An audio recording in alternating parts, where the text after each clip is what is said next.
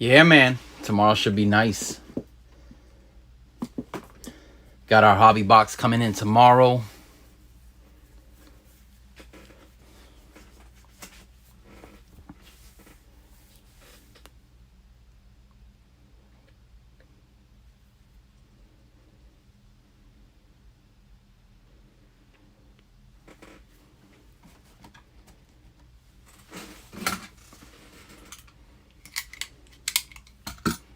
You know what? I didn't even put a headline on this. I'm going to get off and jump back on. Or you know what? I'll just leave it. It is what it is.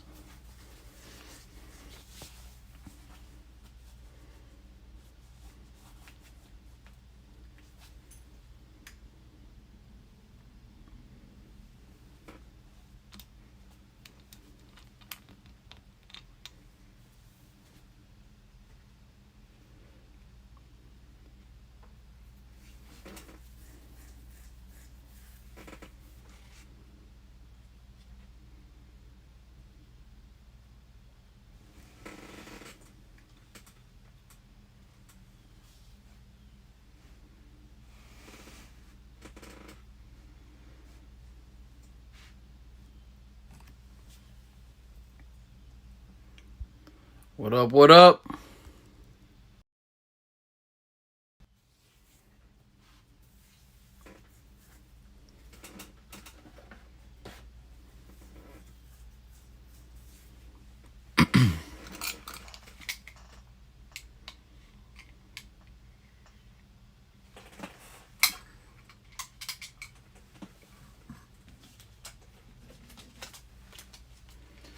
What up, A-Rod?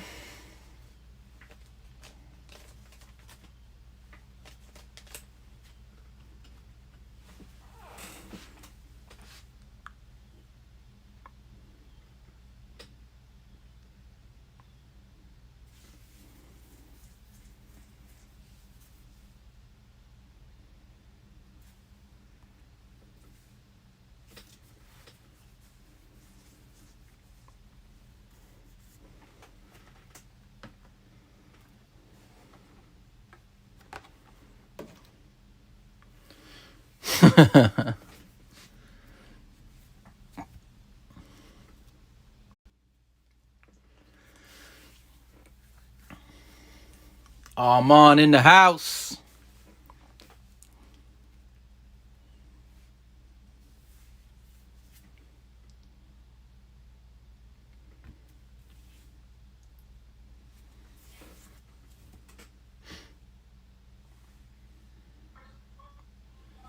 Yeah, I'm up. What's up? Yo, yo, yo. What up? Chilling, man. We got Packers legend. 9,400 yards from scrimmage. On that ring of fame for the Packers. All-time great. Yep. Nebraska. Even though, we the U over here, but we got Nebraska great. I know. It's all good. It is what it is. How you doing? How you doing? I'm good, man. Chilling. How you doing? Chilling, man. Chilling. Been waiting for this all day. Got the people Okay. excited. Too. Got a lot of fans in the room. About to rip this box of Prizm for you. So the way we like to do it is I'm going to have you pick your own box. So you basically pick your own destiny. Okay. So we got 7 boxes here. The way I like to do it is this is row 1. This is row 2. So this would be box number 1, 2, 3, 4, 5, 6, or 7. I'll do box 7. That's my lucky number. All right, box number 7. Hopefully we hit a nice LaMelo for you. That would never be bad. Yeah. Mellow ball. What's Zion's card going for? Anything? If it was the rookie year, so this is 2020. So it's gonna be all the new rookie class. But like even this year, like if you were to hit a gold Zion, it wouldn't sell as much as a rookie Zion would. But it would still, you're talking, at least a rack, at least a stack. Where LaMelo, the last one that sold, I think was like $3,500. And that's not graded. That's just fresh out the pack. Put it on eBay, boom, $3,500.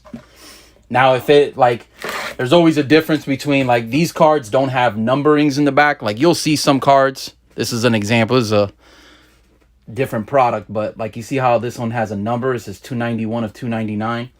Now, the regular boxes of Prizm, so these are the Chinese version. The American versions, they have numbers on the back. Now, if you hit like a number to 10 LaMelo, you're not talking 3 stacks anymore. You're talking 40, 50, 60 grand.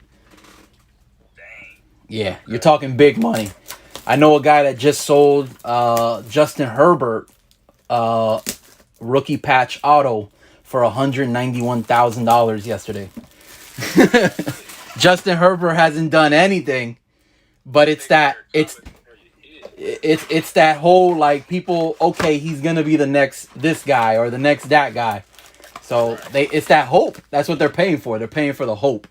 Now he can get hurt tomorrow, and that guy just wasted 191 grand. Right. All right, Steve Bolden, appreciate it, man. All right. No big red. Let's see what we get. And it was crazy that Halliburton card you just showed me. Actually, I got his dad. Somebody connected me to him to talk about, to ask him about some working with him on a project. So that's crazy. He popped his card up. Nice. And I have 2 right next to me too. And Art hit one actually too. Art hit a rookie patch auto the other day. Where is it?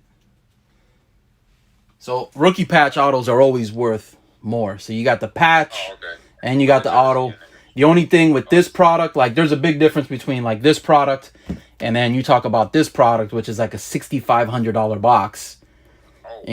Just to buy it? Yeah, just to buy the box. There could be nothing in here that you make your money on. But the box sealed, you open it up, it's $6,500. They go for like, and they're every day now, they're just going up. Somebody just offered me for 4 boxes, 24 grand. So that's a good, I'm thinking about taking that because it's like, that is wild. Yeah, and then like the difference between that box and this one is like this patch is not even, it's just a random patch. And you know that because it says it right here. The enclosed authentic memorabilia is not from any specific game or whatever. And you're like, Dan, this could be like the Ball Boys jersey or something. Where, that $6,500 box, you're talking about an actual patch that he wore in a game. And that people like that more. And also the autos on here. You see that auto is a sticker. This one is actually on the card. I mean, you would know that, but yeah, that one's on the card as opposed to like signing all those sticker sheets that you guys got to sign. Yep. I just signed sticker sheet like 400 for Panini like a week ago, 2 days ago. And I did like 25 cards. They were called Flawless. Yep. Had a chrome. They had a little bit of chrome on them, and some of the chrome was red, some of the chrome was like green or purple. Yep. Or straight up chrome color, straight up silver. What's up, Chucky? My old teammates is in here. I think that's him. It said Chucky 90. I don't know. Maybe that's him. But yeah, I just signed. I signed with Panini probably like 3 times a year, between two and 3 times a year. Yeah, and Flawless is probably their biggest brand. Number 2 would be this brand, which would be National Treasures. They're like 1 and 2. It's like 1A and 1B. But you're talking $6,000, $7,000, $8,000, $9,000 a box. And then the more people rip them, the less boxes there are. They just go up in price. Like 2018 basketball version of that box. I haven't looked in a while, but it's probably like 30, 40 grand for one box. And it's because people want a Luka. Right. Oh, yeah. Right. You spend all that money and you open the box and it could be like, nothing. Jaren Jackson Jr., which is not bad, but he ain't worth 40 grand. Correct. Yeah. All right. Wow. Let's see what we get. I'm hoping we get some nice LaMelos in here for you. Jim Shuck. What's up, man? How you doing? That's the first one. First deck opened up. What we got here? Jeff Teague. We got Shea Gilgeous from Canada. We got Kawhi. Okay. Got Kawhi up in there. Tyler Bay is our rookie. Okay. And our blue. So every pack has a blue card, or they'll have a gold. They're usually like one gold per box. Let's see what the Marcus Morris. Marcus Morris. The twin out of KU. Yeah. Yep, out of KU. I know who that is. All right, that's not bad. Nah, not bad. We want some good rookies though. That's where the money is. Yeah. Oh. We want the good rookies. I mean, unless you're like Luca or LeBron, you ain't selling for a lot if you're a vet. Gary Harris, Angelica, Wendell Carter Jr., blue, Darius Garland, and CJ Ellaby. Okay. All right. Getting going. How long you been doing this? Say it again. How long you been breaking packs? Like, I mean, as a business for like 2 years, but I've been collecting, man, since. Bro, I've been collecting forever. I got binders here full of your shit and everybody else's stuff. Like, I remember my first job. I was 16 years old. I'm 34 now. My first job, I was 16 years old. I go to Toys R Us and I just blow my whole $150 check on sports cards. I'm like, let's do it.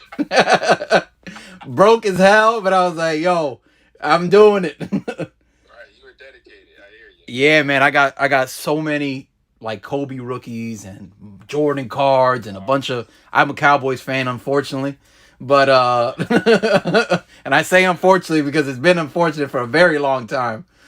But yeah, I mean, I got so many Cowboys cards. I used to love like collecting Emmett and Irvin, and I mean, you name it, I probably have it back in the days. But it's crazy because like you would think like a Kobe card or like a Michael Jordan card are worth so much more money than the guys today, but they're not, because those cards were so mass produced. You know, like everybody has a Kobe card, everyone has an Allen Iverson rookie card. It's oversaturated. They lost the value. yeah. Now I mean, Panini. The good thing about cards nowadays is like that Tyrese Halliburton, where they have a regular version of this where it's not numbered, but obviously the lower the number is, the more money it's worth. So it's always good to have those numbered cards. You know, and that's what I do when signing. I make sure I only do like 2 or maybe 3 at the most in a year. I do more in first quarter, second quarter, and third quarter. I don't do nothing. I try to keep it low during football season. Yeah, and they usually ask you for those big products like the National Treasures, the Flawless. That's their big products, and that's where, I mean, really realistically, that's where you want to sign, because at least the product is worth it. You know, somebody hits a card, it'll be worth, spending that money. But yeah, I mean, again, you look at those boxes now, like even this year's version, because everyone's chasing Herbert, the 2020 boxes. Those boxes climbed up so fast, man. Especially like, you got Herbert cards. Again, he hasn't done anything, as you know, and they're going for 40, 50, 60, 70, 80 G's, and you're like, bro, how this man selling for so much? Right. He wasn't even an offensive rookie of the year, was he? I think he was. Was he? Or was he? I think he was. I think he was. I still like Burrow better, but Burrow don't got no line, man. He need a line. What's the name on defense from Ohio State? He plays on Washington team. He was the Chase. rookie of the year. Chase. Yeah. Chase is a beast. I like our boy Greg and Jalen Phillips this year. Jalen Phillips went to the Dolphins, and then Greg went to where Greg go? The Bills. He went to the Bills. Oh, okay. Greg Rasul. He's a beast. All right. Got Montrez. Dwight Howard. Andrew Wiggins. Yaduka.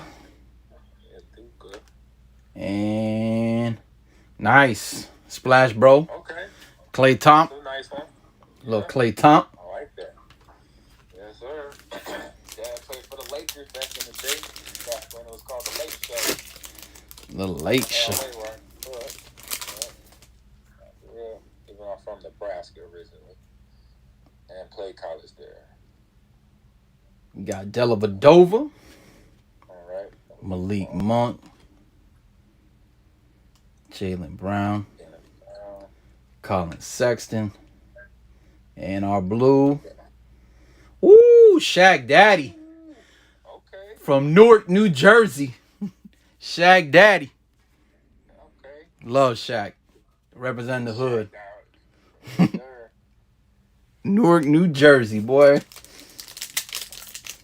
Shaq is so... I love Shaq because he's like a regular dude. He just really paid. yeah. He's just really paid, and he got the biggest boat down here, but he's so humble, yo. Yeah, I know. Yeah, I met him a few times. I actually went to his birthday party back in the day. I want to say early 2000, 2004, 2005. And his birthday cake was as tall as me, and I'm 6 foot tall. I believe it. And he had it in the same suit he wore to the party. He had this all white tux with a big old hat, and the cake was in the same outfit. That's when you know you got long bread. Yeah, you don't got that short money. You got real long. You spend money on a cake that is tall as a human being. Yeah, that's crazy. I was like, wow. I was like, okay. Where I got those are the goals I want. I still want those goals. I want to get a cake one day as tall as me. Oh yeah. Bread for that. Got Devontae, Aaron Gordon, okay. Josh Jackson. We got Miles Turner in the back. Who's this? Norman Powell. Come on.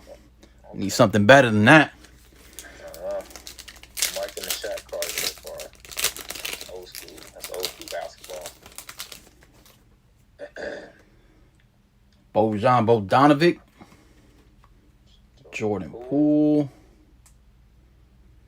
Lonnie Walker, Miami boy. Went to the U. Aaron Nesmith and Bruce Brown. Look at that. 2 Miami boys in one pack. Bruce Brown, UM's finest. All right, here we go. We got 2 more packs to go. All right, we got to get... Oh, that's Tim Duncan. Tim Duncan. They're throwing the old school in here. Another Clay Thompson. This is a regular Clay Thompson.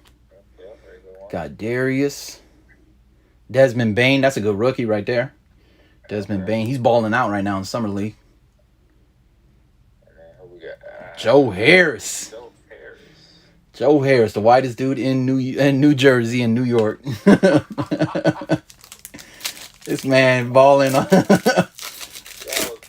That was funny. That was a good laugh. Oh no, we got more. We got 3 packs left. We got another Joe Harris, a regular Joe Harris. Joe Harris right out the box. He's like, I like that. Joe. Oh, we got a rookie finally. Yeah. Nice, Mr. Junior, Kenyon Martin Jr. Ooh, okay. He's supposed to be better than his dad. They said he's supposed to be better than his dad. Ooh, that's saying a lot. Skylar Mays and Kendrick Nunn. Yeah, he's supposed to be better than his daddy. They said. You got 4 left. He's like never-ending packs over here. I know. Trying to hit that gold, man. Where the gold at? I know. Where's it at? Okay. Oh, champion. Brooke Lopez. PJ Wash. Kevin Knox. We're going to go to the back. Nice. Emmanuel Quickly. Now, that's a balling rookie right there. Okay. Emmanuel Quickly. Who's up next? Who's the blue? Tim Duncan blue. Nice. So it was the last pack we opened with him, silver. And we finished with him on the blue. Nice.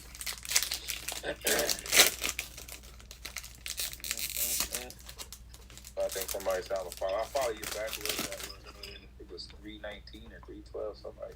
319 sports card. I'll hit you up in a minute when it's done. Michael Porter Jr. Okay. Paul Millsap. I met his brother. He's a cool dude. Daniel Thias. We got rookie Isaiah Stewart. And our silver, Karis LeVert. Karis LeVert, silver. Come on, man. You can't pick the only box without a gold. We need a gold. Where the gold at? Oh, there it goes. Oh, there's a gold. There you go. Kobe White. Goran Dragic. Josh Richardson. Nice, Killian Hayes. That's a good rookie right there. All right. All right. Go. Who is it? Who is it? Lou Will. You know, Williams. Lou Will. Is he Brooklyn too? Nah, Clips. Oh, that's Clipper. Oh, that's they like. Yeah, that's their. I think Mr. Cartoon did that for them. Yeah, town jersey. I like when they did those city jerseys. That was dope. Miami always got the best. Miami always has the best one. Always, and that's not even being biased. They definitely got the best ones. Sound like my boy Art. They do. I mean, come on, bro. Who had a better color? Look at this color right here. Look at this. This is where I stole this from. Come on. I literally took their palette and I'm like, yo, I'm gonna make it mine. We used to get in so many arguments when we started hanging out about Miami athletes or Florida athletes compared to other states in the U.S. We used to go at it. Bro, I mean, yo, it's hard to get better than Florida, though. It's hard to get better than Florida. All right, but I know some states that are close that could bang with you. Georgia's up there. I mean, Georgia's definitely up there. Texas, Georgia and Texas. California's falling off a lot. California's falling off a lot. I'll say a little bit. They're not what they used to be. I mean, but yo, when we were producing. I mean, even now we're still. Yeah. I see the South. I see more of the Southern, like you said, Georgia, Mississippi, Alabama. Those kids coming out of there in all sports, just, because they got competitive conferences. Yeah. Our problem is we got to keep them home. That's what our problem is. Right. You can't have kids like what's his name? Jerry Jeudy and Calvin Ridley and all these kids go to Alabama. Like, why put on for them when you could put on for us? That's what you got to get them back to. Exactly. Same thing going on in Nebraska. We trying to keep them kids in the state. They go on everywhere else but Nebraska. That's why we. I mean, we just sent how many South Florida kids went to Nebraska and jumped out the same freshman year, and they all left. I don't know what the hell is going on over there. Yeah, it's some bad. I say, coaches not connecting with the players. Yeah, I don't know if your boy is the right coach. He was the right coach at UCF, but I don't know if he's the right coach for his own alma mater. It's a whole different ball game over there, man. Yeah, it is. It's crazy. It should be, but it is. Yeah, I mean, listen, you guys are hooking up with Pac-12, so it should be easier because now you're not going against Texas and Oklahoma. But I mean, they need to do something quick because there's no reason Nebraska left your own conference and then went there. And it should have been an easier ride because you're not going against Ohio State and all them, and now you have a harder time winning. That's crazy. Right. Recruiting the local high schools and all that. It's all a part of the problem, basically. Yeah. Now I think this NIL though is gonna solve a lot of problems. Because you had a lot of kids, and I know it's not supposed to talk about it, but you got a lot of kids taking little money in McDonald's bags going to those SEC schools. Back in the day. Yeah. and now you. That whole thing that doesn't exist anymore because now it's like, yo, I could stay down here, sign a deal, and I get paid too. Right. You got kids like De'Aaron King signing big old contracts, and he's playing at UM. He just signed a deal with the Florida Panthers. How the hell is a college athlete signing a contract with a hockey team to get paid? But they're paying him. Is he hockey or is he football? No, he's our quarterback. De'Aaron King is our starting quarterback at UM, but he just signed a deal. He's the first college athlete to sign a deal with a professional team, and it just so happens to be a hockey team. But they're paying him. It's an incentive, I guess, to keep him. All the kids in South Florida. Got you. Wow. That's wow. Yeah, we got, and then American Top Team, the fighting school. They just signed a deal with UM for like $500K. Every kid is gonna get paid like $600 a month, and all they got to do is just like retweet the gym once a month. Hey, it works out. One of my great nephew just got a scholarship to University of Chicago Loyola basketball, and we were talking about it. The Wolves, right? I was just telling him how it's been changing. And actually, they've been trying to do it since I was in school back in the 90s, back in 95. They should have. it took forever, but it's here. I'm happy it's here for him. I'm very happy. Yeah, man. You know how many kids? There's so many kids that'll. I mean, there's so many kids that'll never make it to that next step. Why can't they get paid right now? If they didn't, if they weren't an athlete, they would get a regular job and work and stuff. Why not get paid right now? Exactly, they should, because the school getting paid. Exactly. I mean, how many people go to those games religiously and those donors drop money? They drop bags. And then you're telling me that, somebody like Joe Burrow couldn't get paid at LSU a couple years ago? He deserved that money. For sure. All right, we got Danilo. World cards, only 5%. Allen Iverson. Oh. AI. That's art sport right there. Yeah, it is. Shabazz. Langston Galloway. And our last card is a silver. The silver. Zach LaVine. Zach LaVine. We did get one goal. We got that goal. We got that Lou Will. We were looking for better, but we got that Lou Will. Yeah. We'll take it.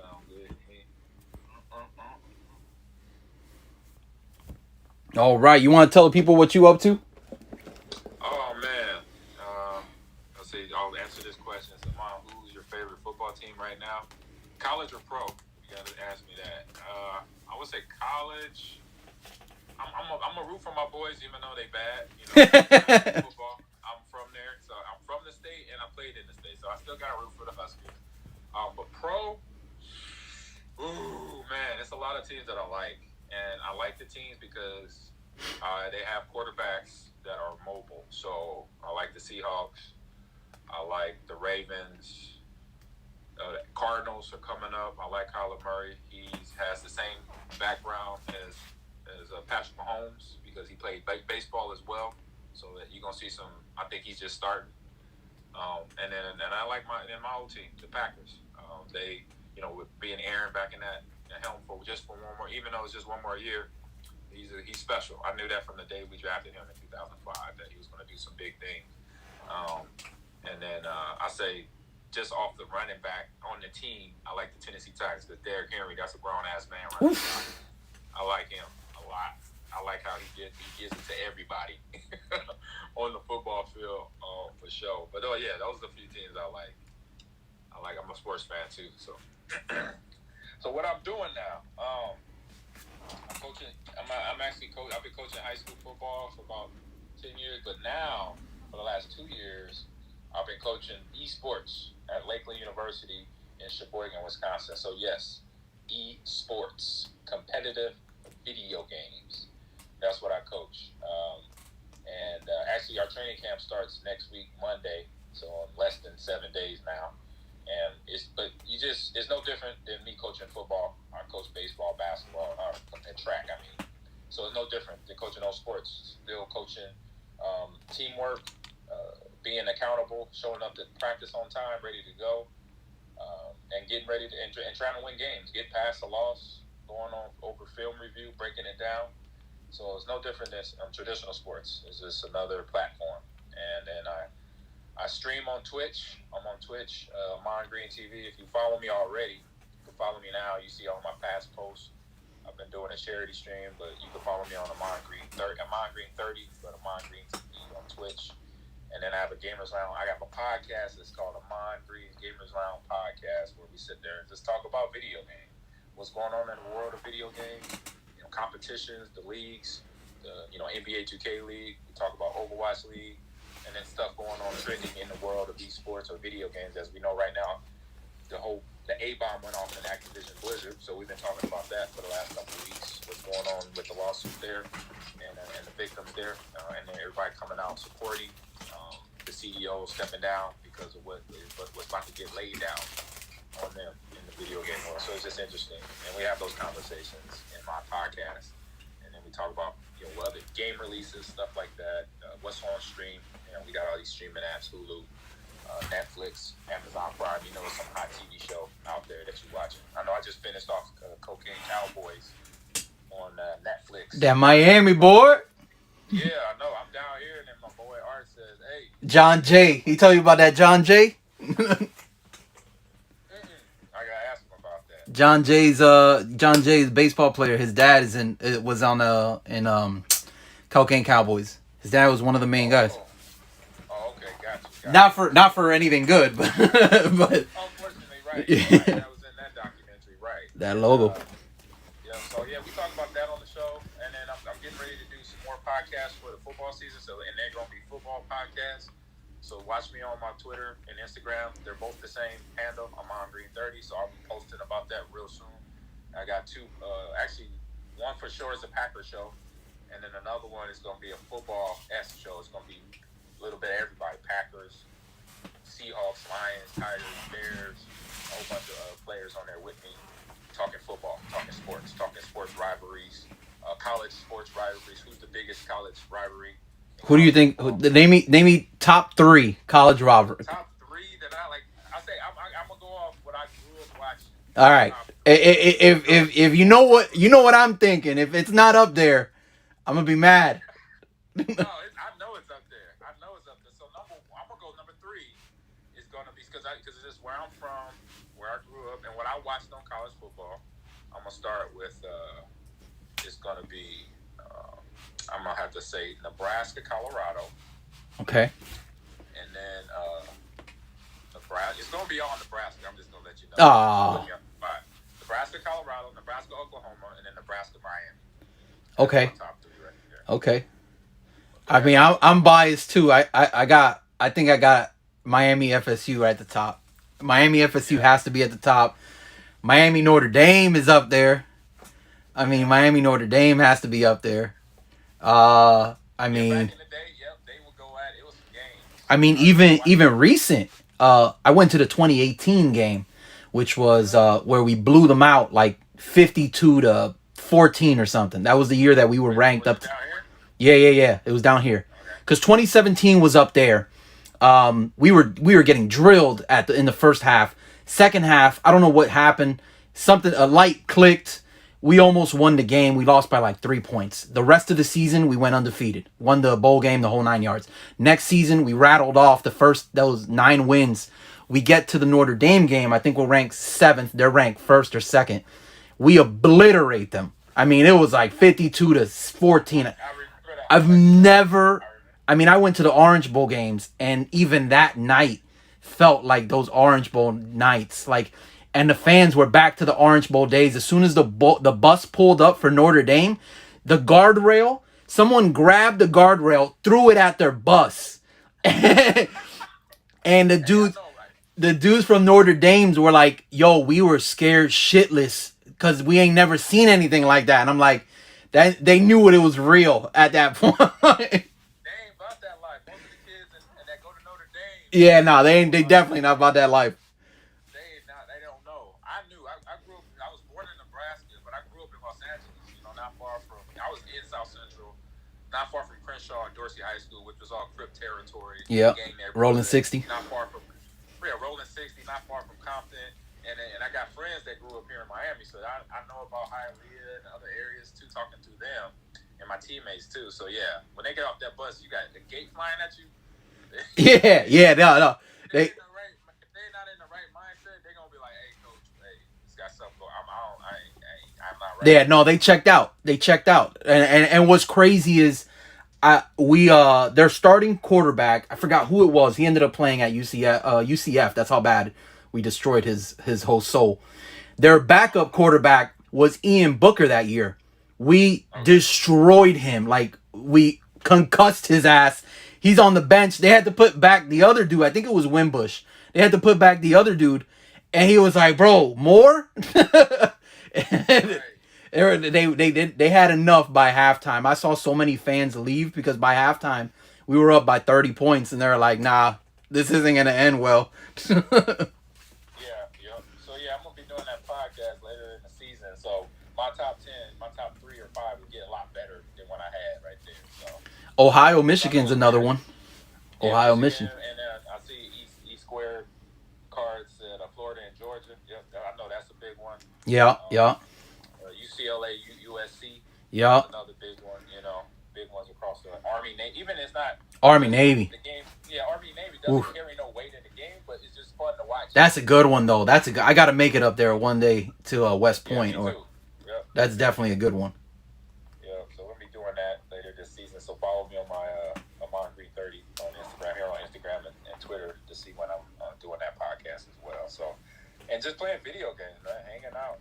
So I'm just hanging out in Florida with my boy Art just to chill for a minute before all the chaos starts next week for me and coaching. So I'm just kind of just chilling, send the training camp email out to all my players. And other than that, I'm just chilling, literally just chilling right now. There you go. Once I'm opening up a store this year, hopefully it's gonna be fully operational by the end of the year. Next year, definitely got to get you to come in one day. Once we're fully operational, do it like a sign-in or something. Let all the fans meet you and stuff. Definitely got to hook up with something like that. Yeah, that'll be a good reason to come down to Florida. So amongst other things. No, see my boy Art is coming to sign some cards. Yep. But yeah, for the podcast, yeah, you can download it wherever you download your podcast. Ahman Green Gamers Lounge. It's on iHeartRadio. It's on Apple Podcasts, Spotify, all those places. Dope. Yep. Well, that's it. All right, man. Thank you so much. Yeah, thank you. Man. I appreciate this. It was I've dope. seen people do this before. I didn't know what they call it. I just knew it was like unboxing or something like that. I was like, oh yeah, I'm down for that. Yeah. Nah, man, it gets crazy. I mean, tomorrow night, we should be filling up by tomorrow night, but tomorrow night we're cracking one of these boxes. See if we hit something nasty. Trying to hit some nasty stuff. Trying to make somebody rich tomorrow. I hear you. Sports.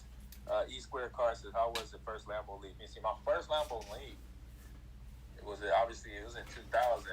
I just remember when I jumped in the stands, it was early in the season, his first game of the season. Might have been against Minnesota or the Bears. No, or the Lions. And I remember the way I got up in the stand when I jumped up the wall's about a 6-foot wall. You got to jump up there. And I remember all of a sudden, just as I was about to fall out and land back on my feet, I just feel beer going down my back. And I can smell it too. And that's the sponsor of Lambeau Field, I believe, is Miller Lite. And so I got Miller Lite going down. So I smell like beer the rest of the game. But it was fun. It's like, it's like our equivalent to a slam dunk. We can't dunk on the goalposts no more, but I would say if anything, that was like a slam dunk for us. It's the Lambeau League. It's so dope. Get to hang out with fans for a little minute. You're gonna get groped. You're gonna get you're definitely gonna get groped. Devontae Adams arm guys, they kind of go up and jump out real fast. That's probably why they get harassed. Stop touching me, ma'am. I'm married. Yeah, like, what? Just happened? Yeah, I just came here to celebrate. I didn't ask for a colonoscopy. Right, I'm like, oh man, yeah, that's why what's his name, Buck Natari, he don't need to jump in there because he'll be drinking with the fans like he does for all the Bucks games. I remember hanging out with him his rookie year. I knew he was gonna be a good player. He's a baller. He's like a hell of an athlete, good dude. We got here the packages. Damn, bro, some nachos cheese. No nacho cheese, not for me. I think other players for sure had that experience, not me. I just had Miller Lite and groped. Sounds like a fun time. Right. Yeah. The longer you spend up in them stands, and that was my problem. I got up there and I thought I was just gonna like chill for a second. It's like I need to go. I'm getting smell like beer and I'm getting groped right now. I got to go. I was like, they getting sketchy up here. This is with Aaron his rookie year. Who throws harder, Brett? Oh man, I don't know. That was a good question. Who throws harder, A-Rod or Brett? Brett Favre. I would say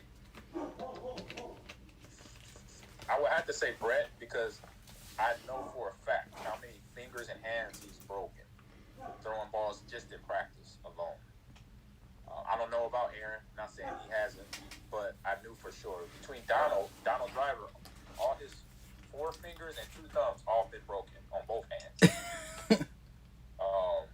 Bill Schrader, same thing. Greg Jennings, same thing. Any receiver, Javon Walker, Robert Ferguson, Bubba Franks, the U right there. You. Any wide receiver, any tight end, fingers or hand broken for sure in practice. I remember 2 situations. I remember one time some of the DBs were talking trash to Brett right before practice. Oh, we gonna pick you off today, Brett. You know, we gonna get you.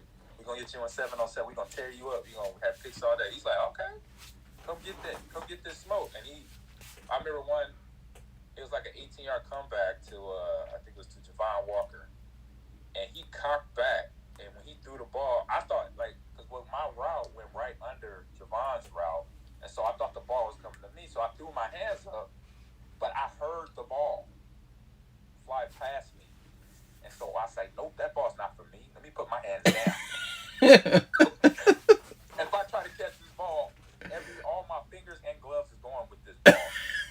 I brought my hands back to my body. I say, oh my God, I just heard the ball fly past me. And then Javon caught it. And no, not Javon caught it, but Darren Sharper tried to go for an interception. That's who it was, talking trash, and some other DBs. And Darren didn't even try to catch the ball. He said, I ain't catching that. He's like, what, you trying to kill my ball? He said, yeah, try to pick. Yeah, I dare you. I'm breaking all them fucking fingers. I'm going to try to kill your hands. You want to catch my ball? You better be ready. I was like, okay. But I know for sure, I like Aaron's accuracy. His accuracy is great. He's efficient, and he does it, like you see his ratio of year over year. Like last year, I don't think he had double digits interceptions. I think he had like 49 touchdowns and 5 picks. So his accuracy is on point. Yeah, Aaron's pretty nasty. Aaron's pretty nasty. Split how many? So how many? I would say in a lifetime of fingers geek driven that Brett has split or broken. Probably over 100. You got to think. You got 8 fingers. You don't count your thumbs per hand. And how many teammates he has since 1992? And he threw the hard then too. I'm like, nah. I think one time he threw a ball so hard. I think it was the Don DB I heard that it got stuck in his face mask. He missed the ball with his hands and it got stuck in his face mask. I said, dog. I said, that's fire. I said, he's bringing it. I was like, just imagine if he played baseball. If the question would be, does he have control of the ball when he throws it as a pitcher? Like what? I don't even want to try to hit his ball. You asking for you might get a rib broke or concussed and be in a coma for months. So like, no, I don't want none of that. I'm good. But no, he was a good dude, funny dude. See any more questions up in here? Yeah, I bet he broke a thumb. Oh yeah, he broke thumbs. He broke everything. That was just like, I see the wide receivers. I remember when I first got traded there in 2000. Our first mini camp, which was like a week or so, it was after the draft, like 2 weeks after the draft. And Donald Driver, he had a pin in his index finger on his right hand, and that because he just had his finger repaired from the season, the '99 season. When Brett breaking a finger, so he couldn't get it fixed during the season, so he had surgery in the off season. I was like, "What's that from?" He said, "Oh yeah, catching a football." I was like, "From who?" I just get there, so I'm like oblivious, I'm not really thinking like, "From who?" He's like, "From Brett." I'm like, "God damn, you throw the ball that hard?" I'm like, "Whoa, oh man." And we got A-Rod Collectibles. Did you play with Torrance Mountain? Yes, I did play with T. Marsh. He was a great dude and a beast on the football field. He was from Florida. He was from Miami, right? Torrance Marshall played at Oklahoma. He was on a national title team in Oklahoma. Yep. In like 2001. He was a first-round draft pick linebacker. Big dude. And I'll say he had to be at least 6'2", and he had to be like 270, but he ran a 4.4. That's so scary. That's like Warren Sapp numbers. Warren Sapp's so big. He could run. I was like, wait a minute. I said, he's a linebacker? I'm like, the only thing I'm happy about is that he's on our team, but I still got to practice against him. I'm like, this is not cool. I'm like, they got 270 linebackers that run 4.4. I was like, dude. Like, this is going to be fun. It's going to be interesting in practice because I run hard. And I know he ain't going to back down. We banged. That's how we practiced. We went hard. We went the hardest in practice. I was saying the hardest in practice I say probably me, because guys got mad at me. They thought I was doing it on purpose.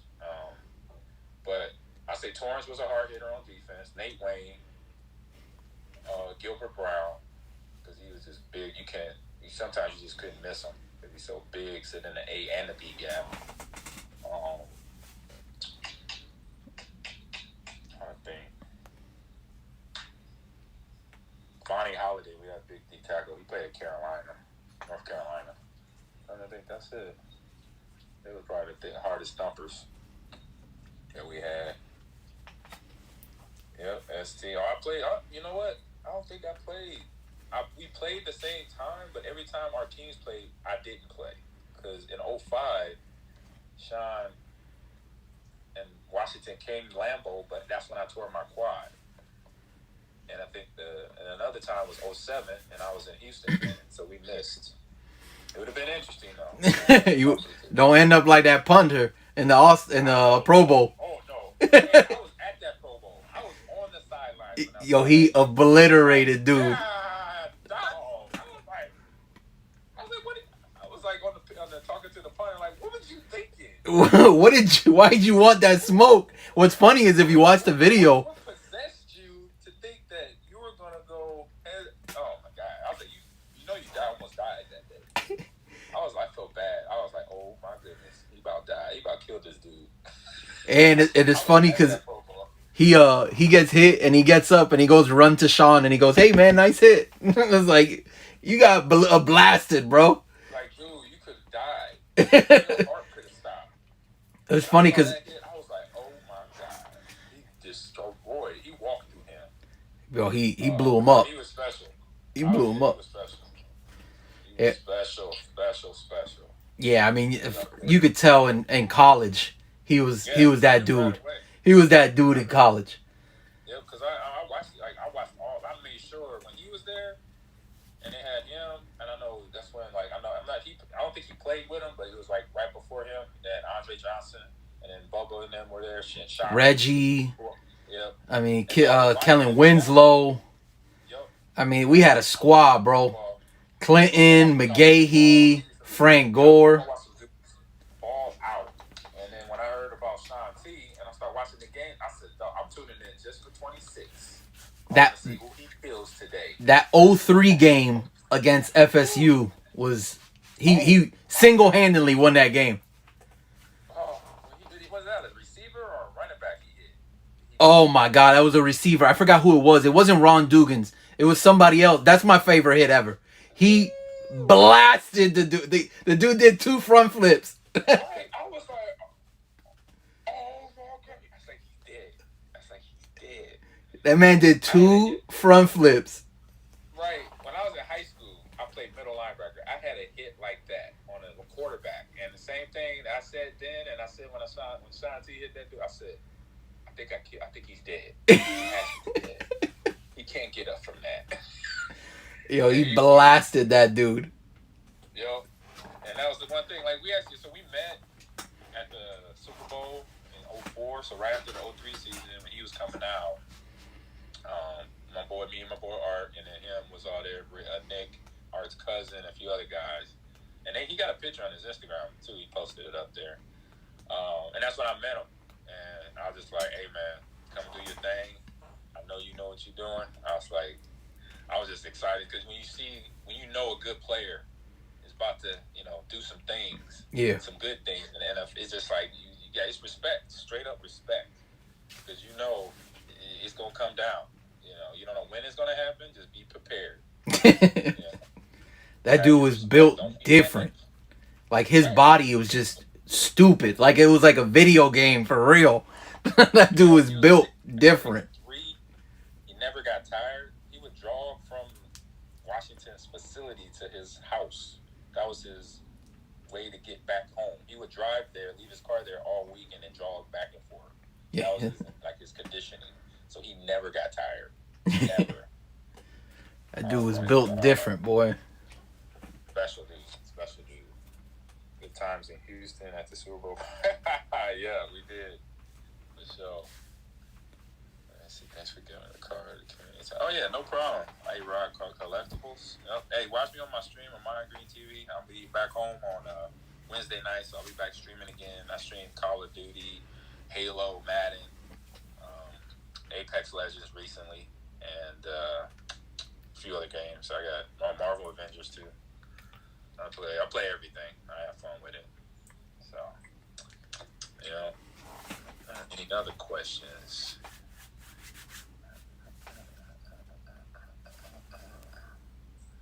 What about yourself? Any questions? Heartbreaks? Think we good. That was amazing.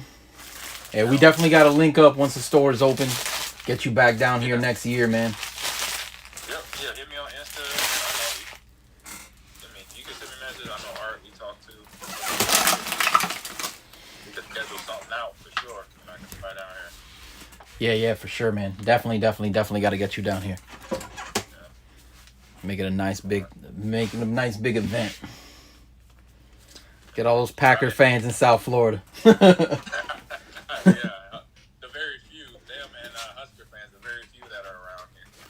Hey, you'd be surprised. I'm sure there's a lot of Packer fans. I'm sure there's a lot. Maybe not Husker fans, but definitely Packer fans.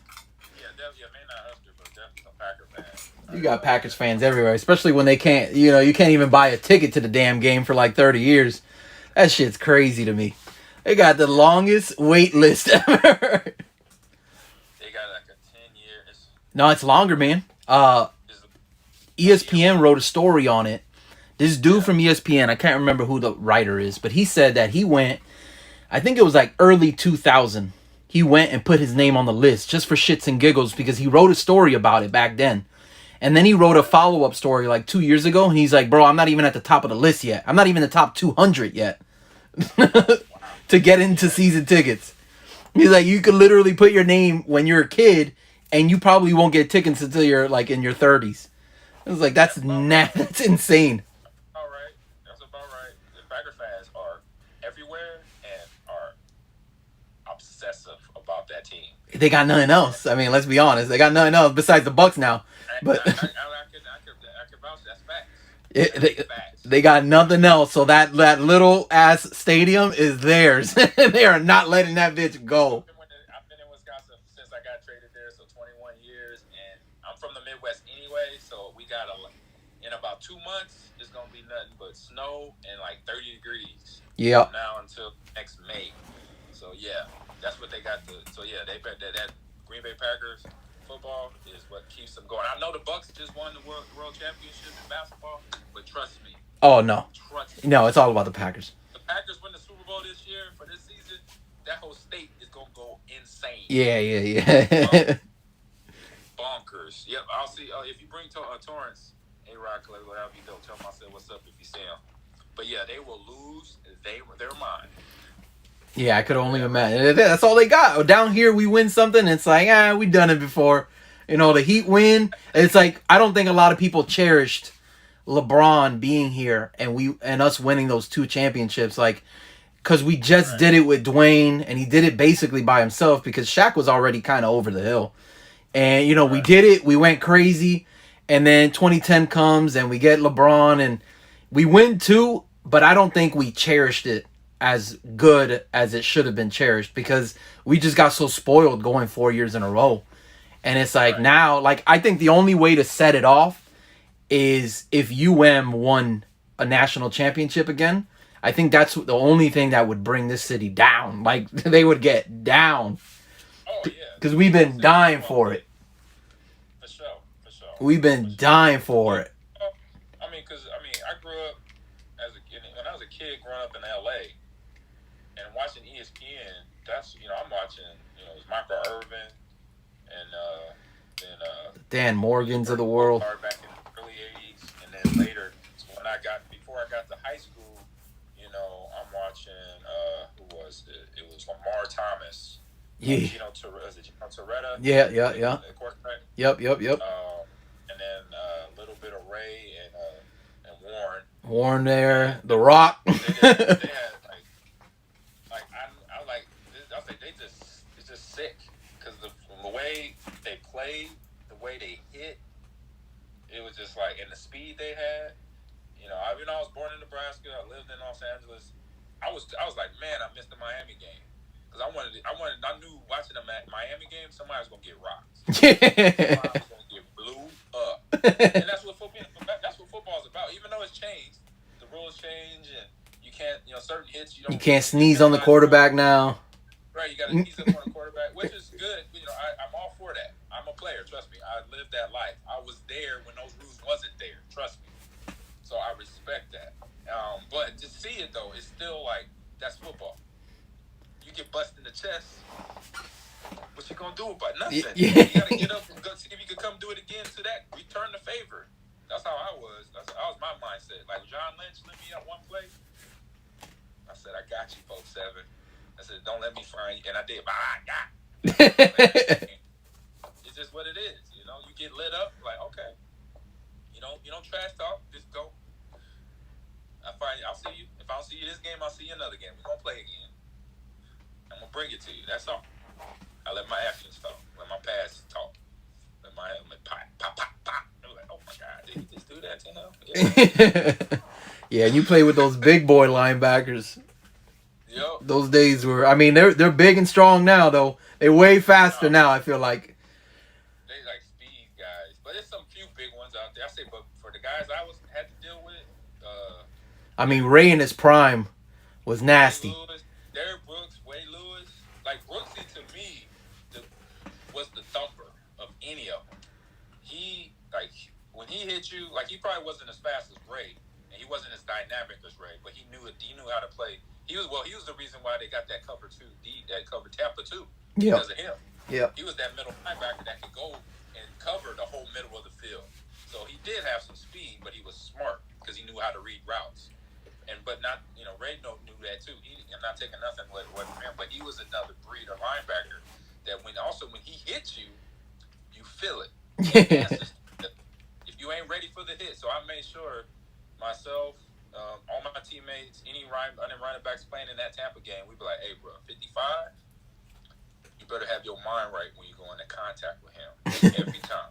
You don't bring it, we gonna see it because you're gonna be hurting, crying on the ground, chest up, in a fetal position, like this dude just hit me. I'm like, you could barely talk because 55 just caught you slipping. So bring it. So yeah, I had a lot of respect for him and Ray. And the funny thing about me and Ray, like, we only played a couple times because obviously he was ASC his whole career. And the one time they did come to Lambeau, it was the year after they won the Super Bowl in 2000, so it was the 01 season. They came to Lambeau. Of course, they were hyping the game up, as the media do. Super Bowl champs coming in the Lambeau Field, whatever. And, players, we like, whatever. My whole biggest thing is I was just like, I just need to be effective. Everybody was like, well, you're playing against, Ray Lewis and that Baltimore defense, and what you think you're going to do. I'm like, look, I don't know what we're going to do. I just know we're going to come to play. And I respect them. I know they're going to play hard. I'm going to play hard. And my thing was, like, just be effective. I'm not trying to – my mindset was never I'm going to rush for 100 or 200 yards. It's like, just be effective. Well, my offense can then, I say, win off of whatever I do as a running back. And so whatever Brett does off the pass game, same thing. And so that was my mindset that whole game. And I think I had one touchdown, 65 yards rushing, and like 20, 30 yards receiving. That's about it. And I never really dealt with Ray because I had the big fullback, Will Henderson, in front of me. He weighed 255. So I didn't really deal with Ray the whole game. I didn't even feel him the whole game. Not saying he wasn't there. He was there. Trust me.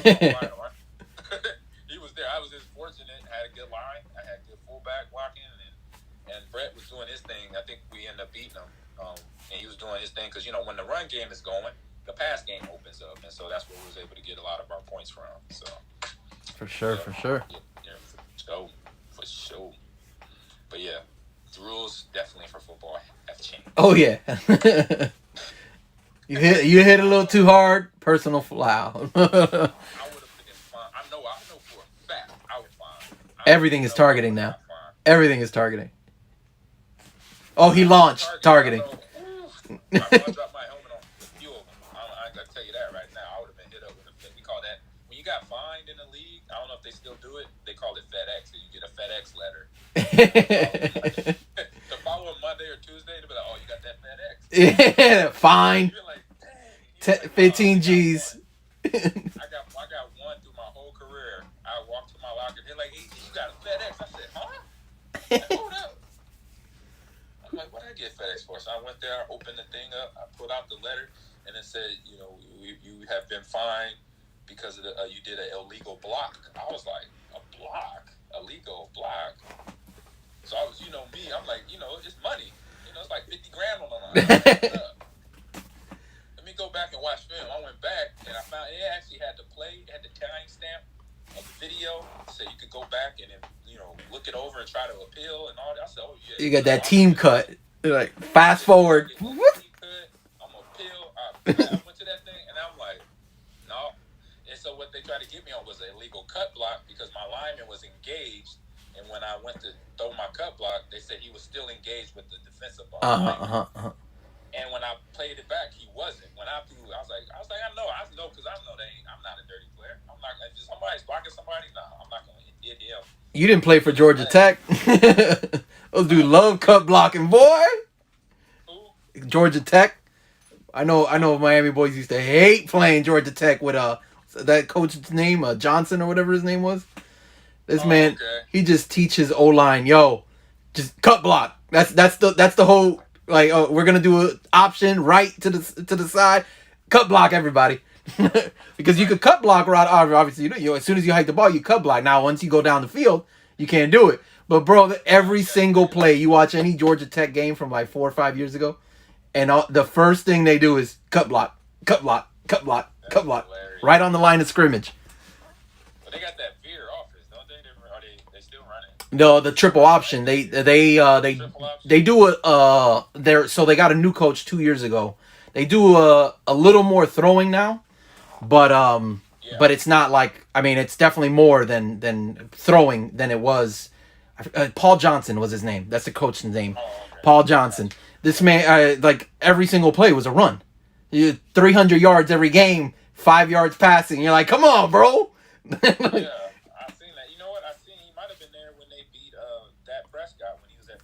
In Orange Bowl. I was at that Orange Bowl.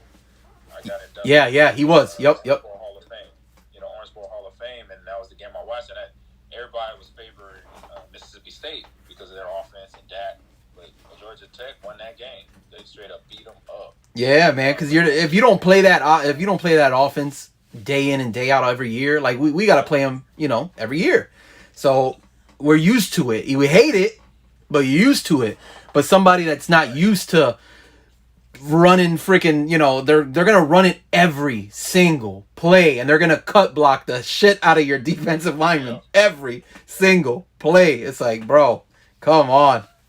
And every time you're like, okay, this is the play they're gonna pass it, they just run it again and then run it again, and they'll put 400 yards on the ground. They don't care if they only throw it once or twice. They don't care.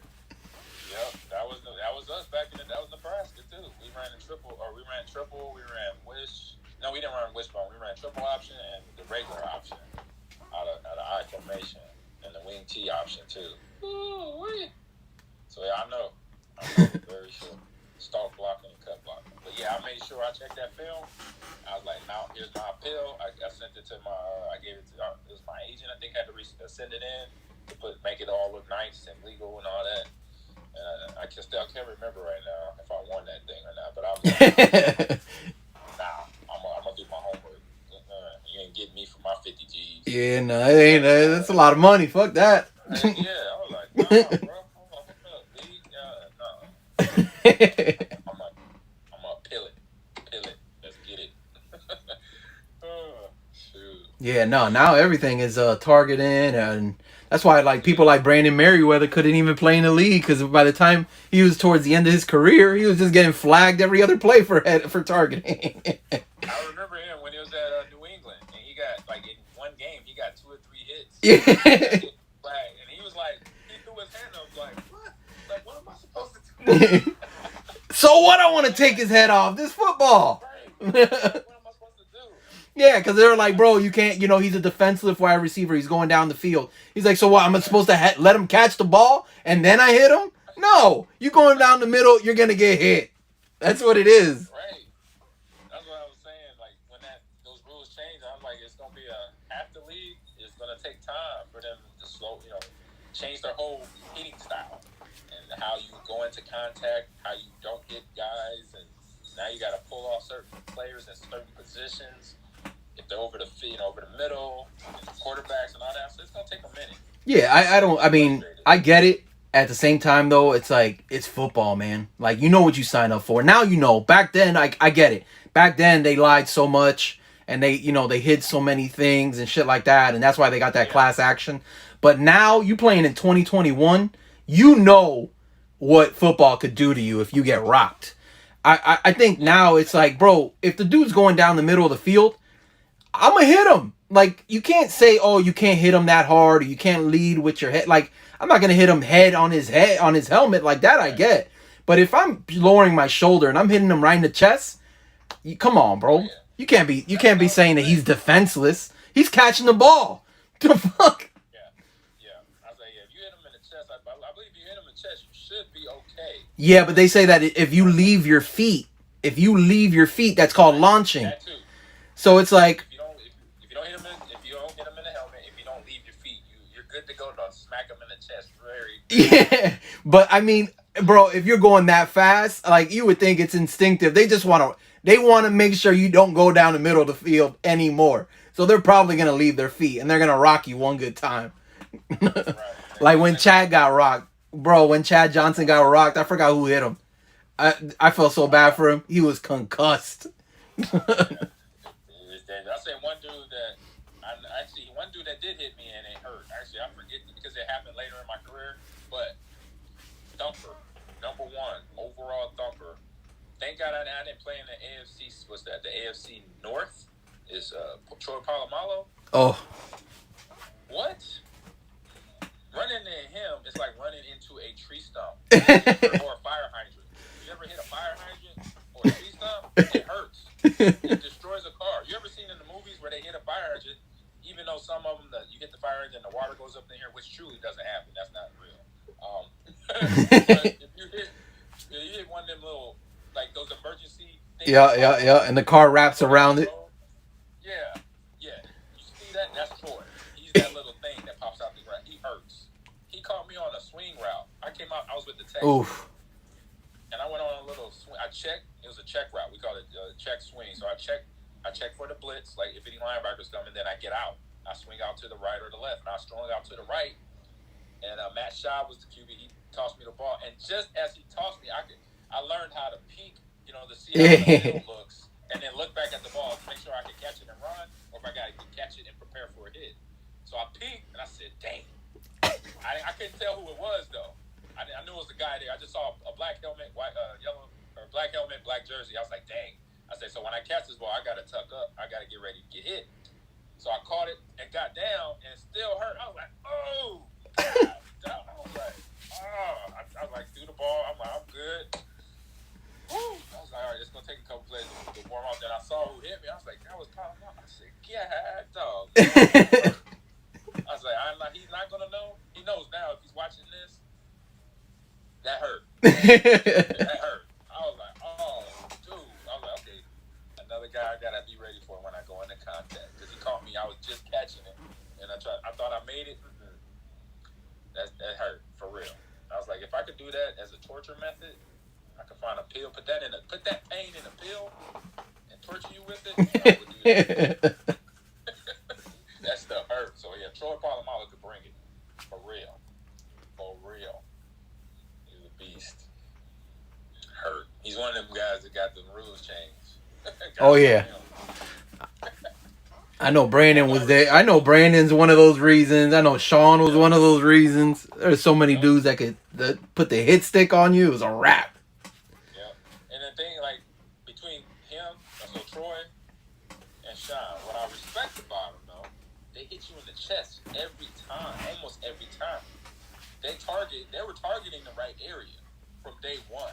Because I seen Troy hit people, and every time he hit them, he didn't go for that. He went right dead in the chest. I remember he hit Grump in the chest. He laid Grump out. Grump was gone for the rest of the game. It was Pittsburgh versus New England on a Monday night. Look it up. And I was like, I was watching that at home. I said, that's how you hit somebody in their chest. So I was like, what's wrong with you?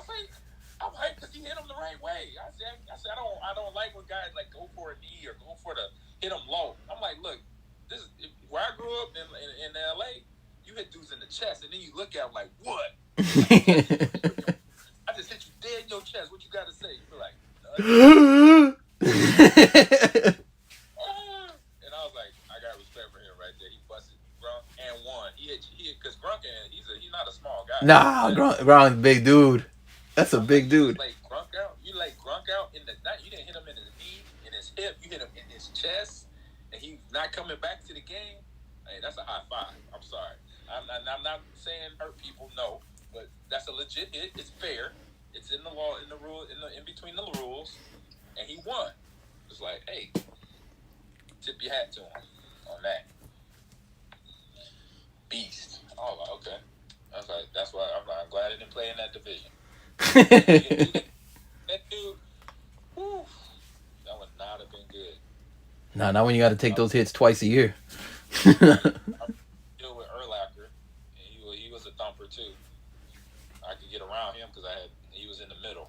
Lineman might get to him sometimes. Fullback. Troy Polamalu, that's it. He coming from 15 yards deep. He may or may not have a wide receiver blocking him. Yeah, and he got that full steam ahead. Choo choo, boom. Yep. Hey, go online. Everybody that's still in here, go to YouTube. Type in Troy Polamalu USC hit.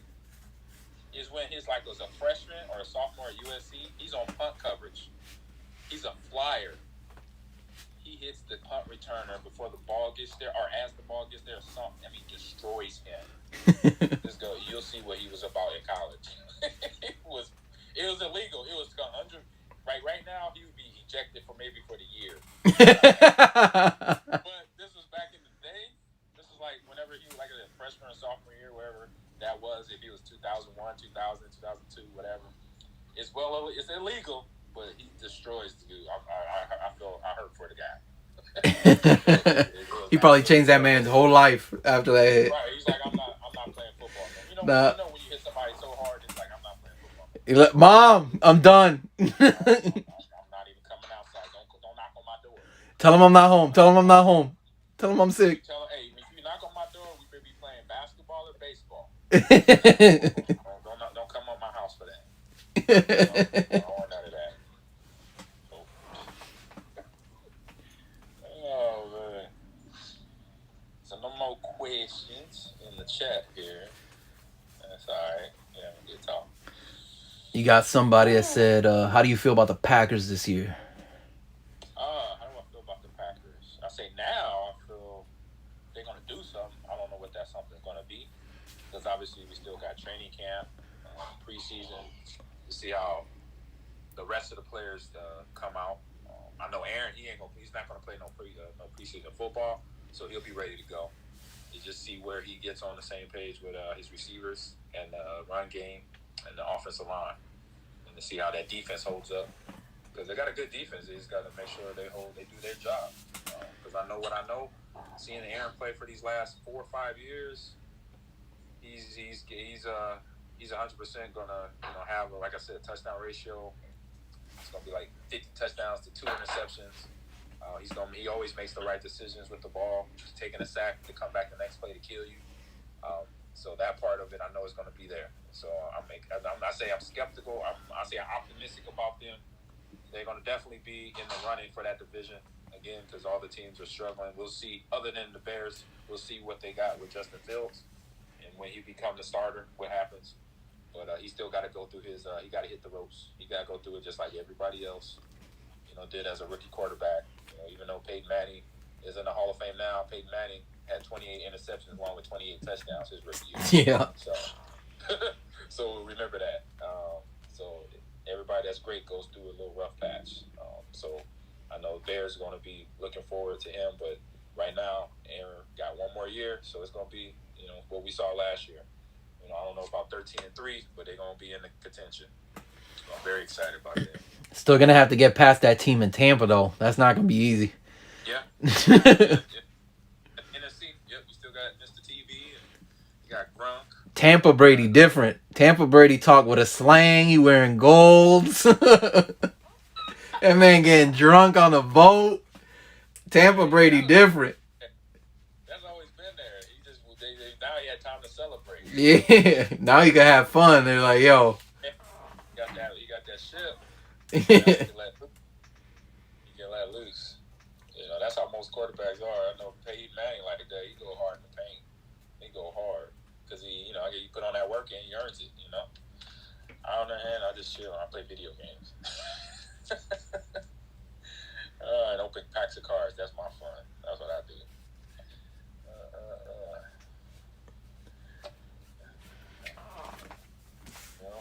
Up in Green Bay watching Aaron.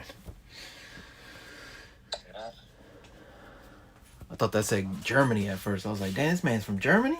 There's Packer fans there. I know that for a fact. I met them. They came to Lambeau one year. That's crazy. Last few years. Yep. Packer fans everywhere. Which I know it's like Tampa fans, Cowboy fans. Yeah, Cowboy got a lot of fans, and we're all depressed. Steeler fans. Yep. We've been depressed for since the 90s. Oh man, yeah, rough go at it.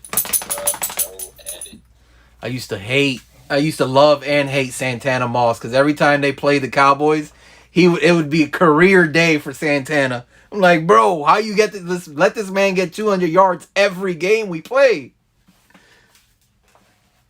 Get at him. I never understood it. It's not like they had anybody else on their team. I mean, it was just Santana. Right. Just chuck it to Santana. He'll get a touchdown. Yeah. You're welcome, Chill Pools. On the story short, I know. So that's like guys get hyped for certain games. I don't know if it's a coach or a player on that other team, but that means Santana.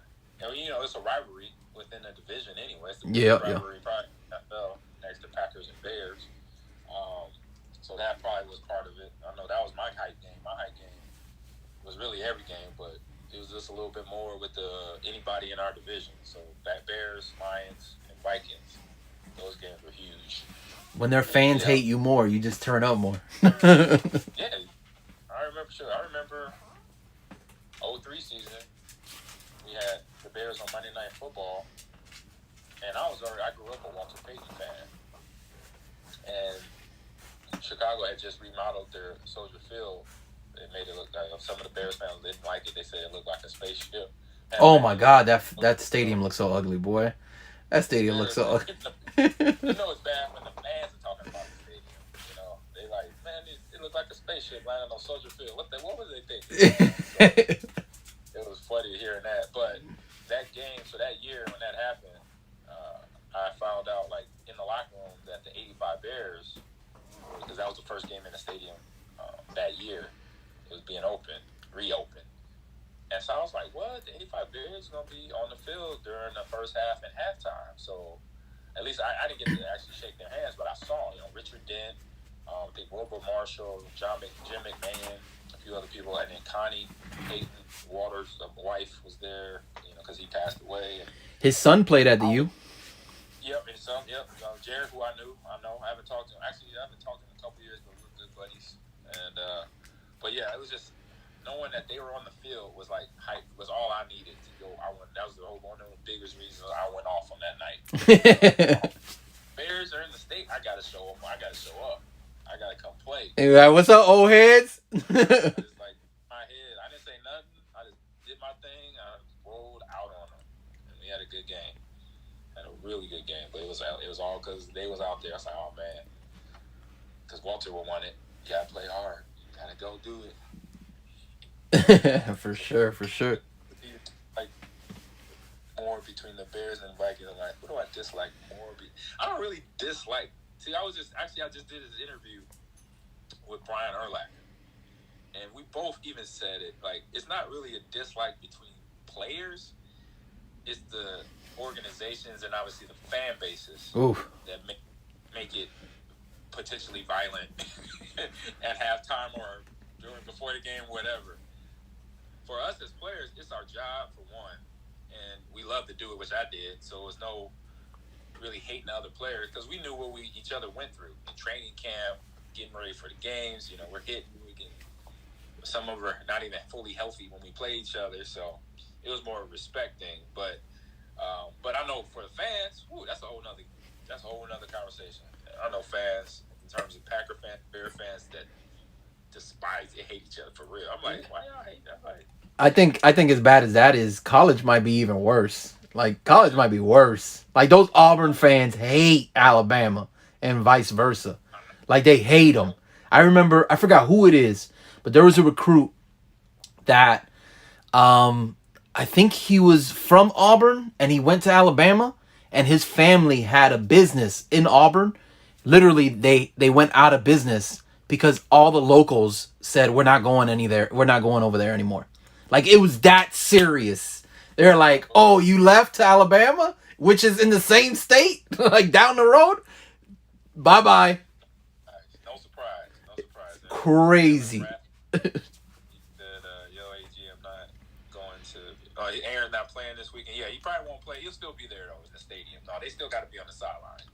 He can't just bounce out like that. He got to be in the game, supporting his teammates and watching the younger quarterbacks play. But they talking about what you talking about there? Breaks real quick. Let me see. I'm trying to think. I know between like if you talking about rivalries, other rivalries pop in my brain. I know my freshman year in Nebraska, we played at Colorado. Dude, those fans, the seats are literally like our bench is like up against the wall. That wall is where the fans are sitting. It's not like no 12 feet back. Yeah.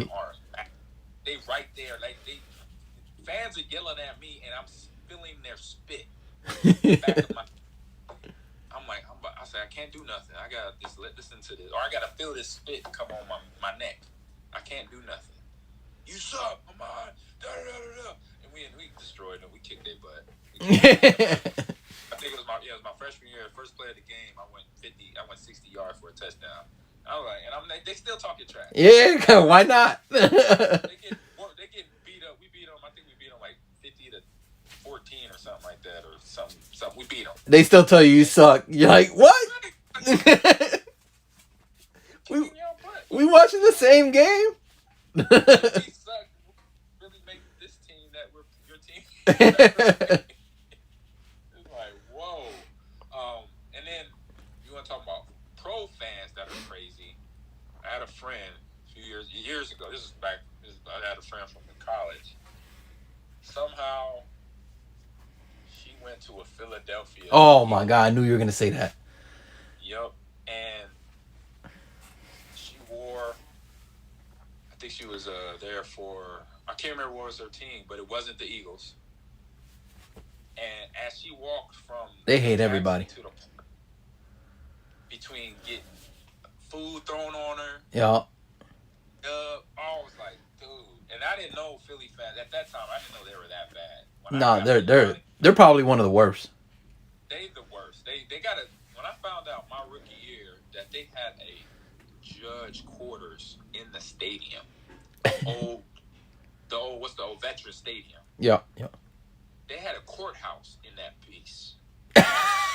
When you got a courthouse at a sports arena, football, baseball, basketball, your fans are off the chain. Yeah.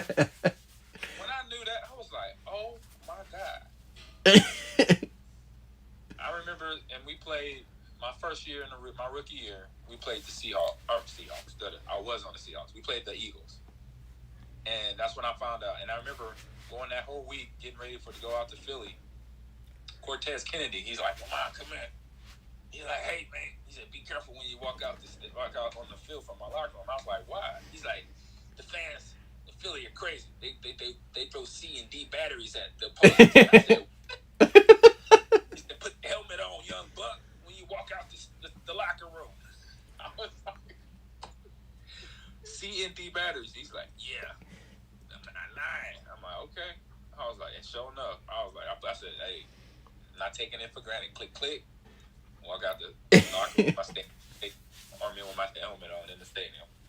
So I was like, Philly fans, pro-wise, off the chain. They're detrimental to your health.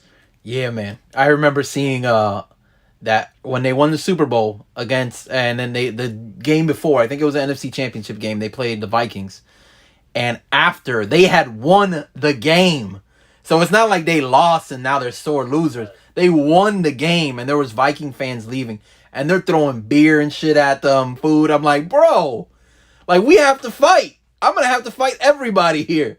You can't be throwing food and drinks at me. Like that's like the one time when I go to Miami FSU games, you gotta go with that. Like you gotta go like I might fight today. That's what you gotta go with. I might fight today.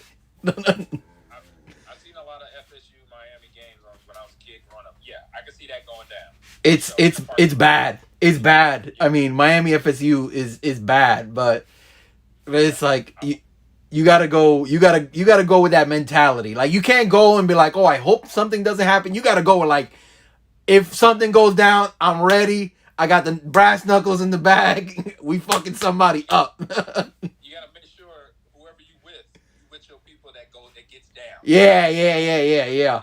Yeah, you don't want anybody like, oh man, hey, Ahman, I got you. Hey, nah, you want to be like, who hit you? Let's go. Let's get it. I got another funny story about Philadelphia. So that same season, 03 season, my brother, we made it to the playoffs. We played that game against Donovan McNabb and them, and that was the 4th and 26 where Freddie Mitchell caught the pass and converted. Yep. So that game, my older brother, one of my older brothers, Nicky, was in the stands with my nephews. I got 3 nephews from him, and so we lose the game. I'm coming out to meet the family and friends area by the bus, and I see my brother. I said, "What's up?" He said, "Bro, good game. Sorry that you lost." I'm like, "Yeah, it is what it is." So I see my nephews. I'll give my nephews a hug, like, "Hey, what's up?" And they all got this like stink eye look on their face, like. I'm like thinking because we lost. They're like, "No, man, your brother be tripping." man, Uncle Monty, man, your brother got in a fight in the stands. I was like, "Well, Philly fans are off the chain." I said, "It had to be." I said, "I know they fight all the time." He said, "No, it was him." Snitching on. They was like, "No, it was your brother." I was like, "Well," I was like, "Bro, what happened?" He said, "Man," he said, "I was cheering for you, right?" He's like, "Go, man." I'm like, "Go, man, go, man." And a Philly fan's like, shut up. He suck, mine suck. He's like, man, shut up, man. That's my brother. I'm going to cheer for him. He's like, I ain't backing down from him. I'm a grown man. Yeah. I'm like, okay. I said, so what happened? He said, so I kept cheering for him. He kept getting in my face about stop trying to get me to cheer for mine. And then, so they had those they gave all the fans like playoff little towels to like twirl. Yeah. My brother took the towel and like blew his nose with it, and then they start fighting. Start to fight. I'm like, you did. He's like, but he threw the first punch though. I'm like, whatever. You trying to justify you taking his towel and throwing it or blowing your nose in it. You justifying that with a punch? Okay. I'm like, all right. I was like, dog. And what's crazy though, the fans that was all sitting by him, obviously, was more Eagle fans than Packer fans. The Eagle fans ran the one Eagle fan out and got him kicked out the game. I was like, I don't know if they actually have a rule or something, but they actually got their own fan kicked out the stadium. I'm like, how'd that happen? Yeah, they just want to be in the good graces of your brother. They're like, nah, we ain't fucking with him. He over here blowing people in his nose on people's shit. Like, how did that work out for you? I'm like, how did that happen? I'm like, you got lucky. Oh man, Raider fans, chill pools, Raider fans. They're not violent, I don't think. I haven't come across Raider fans are funny. I had people call me Joey Galloway. It's like, hey, I was in warm-ups. Hey, Joey Galloway, you gonna drop every pass to you? You suck. I'm like, I look around like, we got Joey on the team now. He's like, yeah, you're Joey. I'm like, okay, if you want to think so, okay. I go back in the locker room like, hey, KG, somebody want to talk to you outside. You're getting his ankles taped inside. I was like, oh man, these fans are off the chain. And the best conversation I did have with some Philly fans. This is the best conversation. So during that, was it that game? I think it was the playoff game. So pre-game in that game, I had a good game, even though we lost. I had like almost 150 yards rushing. They kept me out of the end zone. That's what won them the game. They kept me out. But in pre-game, warming up. I'm like on the south end, I believe on the north end zone. And these Philly fans, they're like, "Hey, Ahman!" They're like, "Ahman, you suck." I'm like, and that's like the normal. You don't even, that don't even. That's not even. It's like, all right, yeah, I suck. Yeah. That's the thing a fan to say. Like, if you say something now, if you grab my attention, you say something really funny. So I'm like, whatever. I just get to my warm up. I'm high knees, butt kicks. Ahman, you suck. Then he goes, Ahman, you gonna have 6 fumbles. You gonna break both your legs and break 5 interceptions. I'm like, am I gonna break my legs first, or am I gonna have the 6 fumbles first? Which one? They're like, F you. Hey, I say, you gotta make up your mind. I'm gonna have 6 fumbles, or I'm gonna break my legs. Both of them. But which one's gonna happen first? That's what I said to him, man. He just stopped talking. He's like, F you, whatever. You still suck. Oh, man. He's like, damn it, you use logic. I can't compete. Yeah, I'm like, what is it? Okay, broken legs or 6 fumbles? Just let me know. How this goes. How you gonna write this in a movie? I just want to know. He's like, man, shut up. F you. I don't care. I'm like, man, y'all hilarious. I said, these fans are funny. These are funny dudes. I said, I know because I know people. People come to the stadium. I don't care what game it is, football, baseball, basketball. They come to the stadium just to heckle. Oh, yeah. You, as a professional athlete. I know people. I have friends that I know admit doing it, too. I'm like, y'all some fools. Enjoy your courtside ticket to go watch the Bucks or the Lakers play, but no, you got to harass LeBron or Giannis, too. Or if you go to Yelich and watch him in the Brewers game stadium, what's up? Just let them. We already got jobs. Our job's tough enough. And talking all crazy. Like, what is wrong with y'all? What is 319 says, what's my favorite game? Video. I would say video. You talking about video games? My favorite video game is Halo, for sure. My favorite shooter. And then Madden for football, obviously. That's it. So it's like Chargers Raiders game. Yeah, Chargers Raiders already gets off the chain. But yeah, Raider fans are hilarious. I think all fans are funny. What somebody say? I think somebody said it earlier. Your fans are trying to live out dreams through rivalry. Yup, they definitely trying to do that. They take it to the ultimate level. Like, bro, you don't want none of the smoke you come on this locker room. Y'all about that stuff? Because I was talking to somebody. Oh, hold up. Remember during the NBA playoffs last year during the bubble? No, it was the year before in the 2019 playoffs. It was when it was Milwaukee and Toronto. And it was a conversation that got brought up on ESPN about Drake, and how he gets too into it. Yeah. And then somebody asked me in an interview, Ahman, would that happen in football? I said, no. I said, because you know why? If Drake walk on that field, we ain't right as football players. I said, we're not scared of nobody. You get in my face on the football field, just like I hit Urlacher, I'm going to hit you. I'm like, I wish Drake would come on the football field. That's why he cheering for basketball. He come on football field, he ain't going to want none of that. Especially back when you come there talking to Ray Lewis or somebody, getting in Ray's face. Just imagine him getting in Ray's face or Warren Sacks or even my face. I'm like, huh? Who? What is wrong? Back to Toronto. You don't be coming up in here. Go back to the CFL. Yeah, CFL. Y'all better go. You better have that. Don't come into this league try to get in my face in between halftime talking about your team winning. All this dance. I know you make records, but I run the rock and I will run you over. You make sure one of those runs when they swing out in the swing route, you just go a little too far outside and you run them right over. I tripped out of bounds. My bad. Who's that? Oh, my bad, Drake. Okay, my bad. Okay. You'd be like, yo, I can't go to this sport anymore. I'm going back to basketball. Yeah, you better go back to basketball, bro. I was like, the football player, we don't, we catch us because we in the heat of battle. You can't be messing on us. We already pissed off and hot. No, you can't do It's a whole different mindset. It's a whole different, basketball, it's heated, it's competitive. but it's a whole different level when you're getting hit. You're getting hit every play. It's not like you're getting hit in basketball. You're just shooting the ball. Oh, he made a shot. I'm gonna make my shot. And Russ gets really into it. But it's completely different when, I just got ran over by this dude. I'm pissed. I'm about to ram this dude right back over. Yep. I just dropped the pass, or I just threw an interception. Anything. I missed the tackle. I got deep.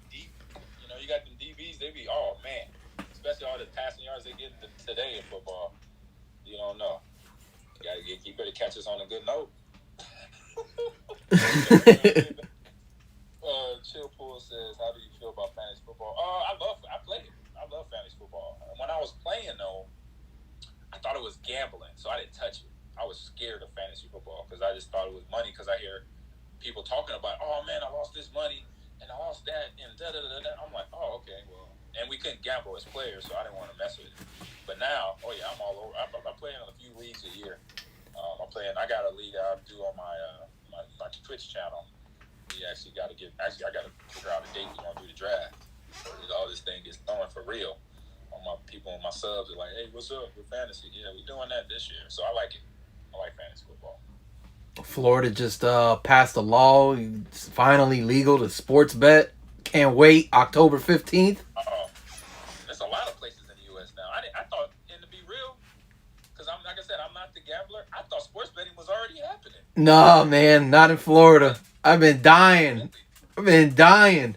Finally got it. October 15th. Like I said, when I go to Vegas for the shows and the food. I don't go to gamble. I go to hang out.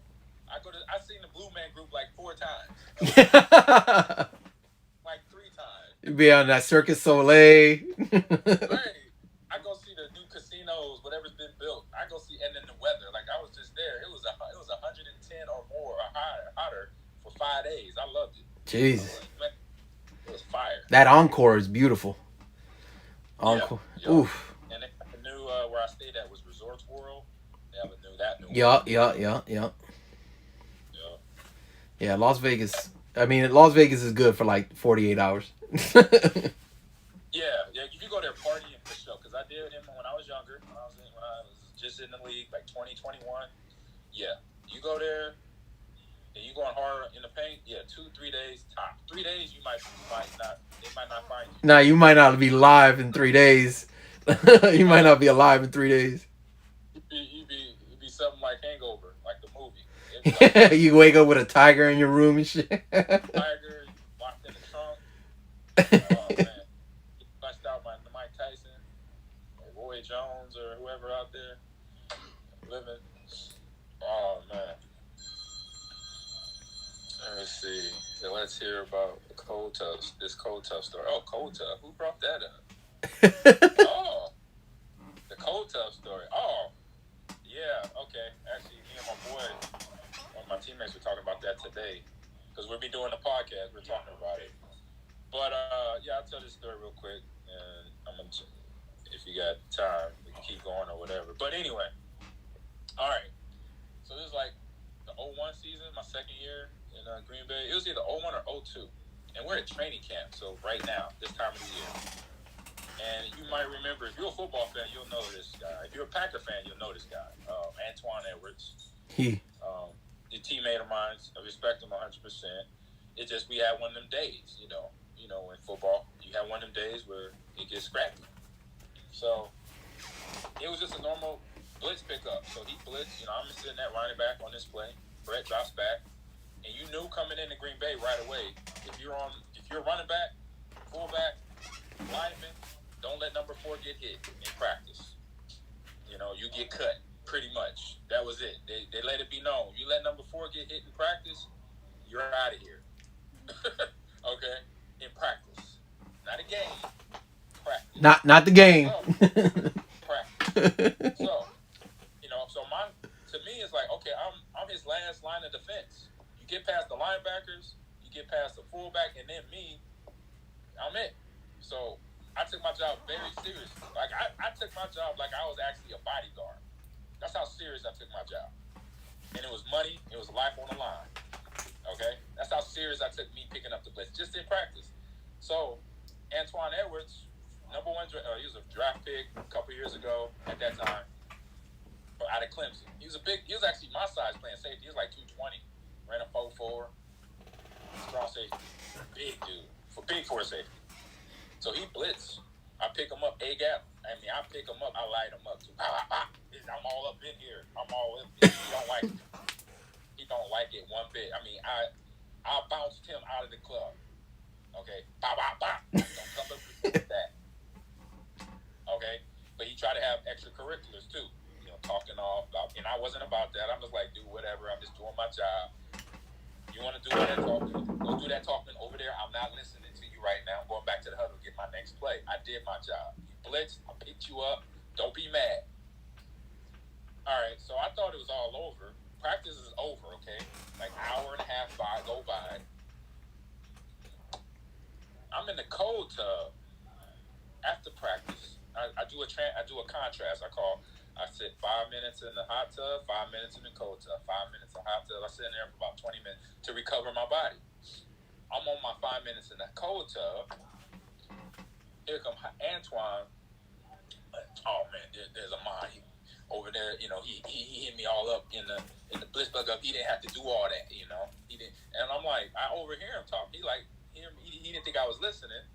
I kind of slid my. I'm like, Twan. I'm like, hey man, that was business. That was practice. I was getting ready for the game. I'm getting ready for Urlacher. You know, these guys in our division. That's business, bro.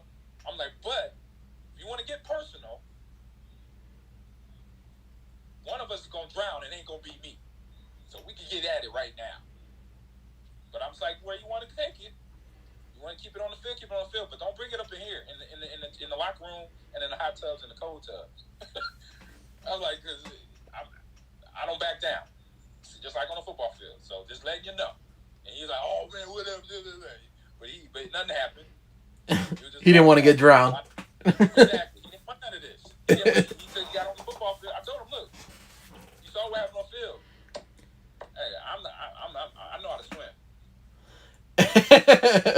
I can hold my breath. Yeah, I can hold my breath. I was like, but I ain't gonna be one drowning. I'm like, so you better stop it. We teammates now. We wear the same color jersey. Just remember that. I was like, I'll be mad at myself. I knock you out in the cold tub. I'll be mad at myself. You're my teammate. I need you on Sunday. I need you on Sunday. Let's not go there. Let's keep it cool. I was like, man, but it's football. You know, guys get emotional. You know. He went crying in the car. Right. Oh, he's gonna cry in the car. I was like, brother. I said, you know how many times I've been lit up by my teammates? And you know what I say to him? Oh man, good hit. Bruh, good hit. I got you though. I'm about to get you back though. Okay, you alright? Yeah, okay. I was like that, and I let it go. It's football. You're gonna get hit in the chest sometimes. Get your butt up. Go back to the huddle. Don't be about, I'm about to fight. What you gonna fight for? You got a helmet and a shoulder pad. And that's the other thing about football. Hold up. I've seen so many fights in training camp practice with helmets on. It just doesn't add up.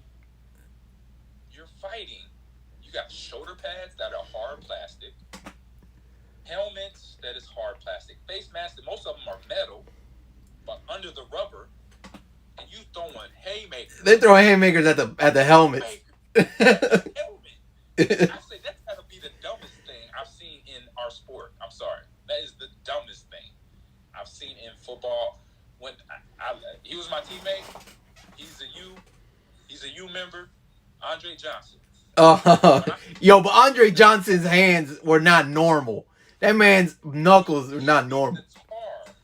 Out of that DB. Yeah. No, the Titans. It was Titan. It was Carrigan or Cardigan or something. Yeah. Bruh, when I saw it, I was like, I laughed at the same time. I was like, I really think he got through. He beat him down. Yo, he was. Andre Johnson is a different animal though. Like that man was. Yeah. 6'7" or something like that? He's massive. He was my weight. He was 6'4", 225. That dude is massive.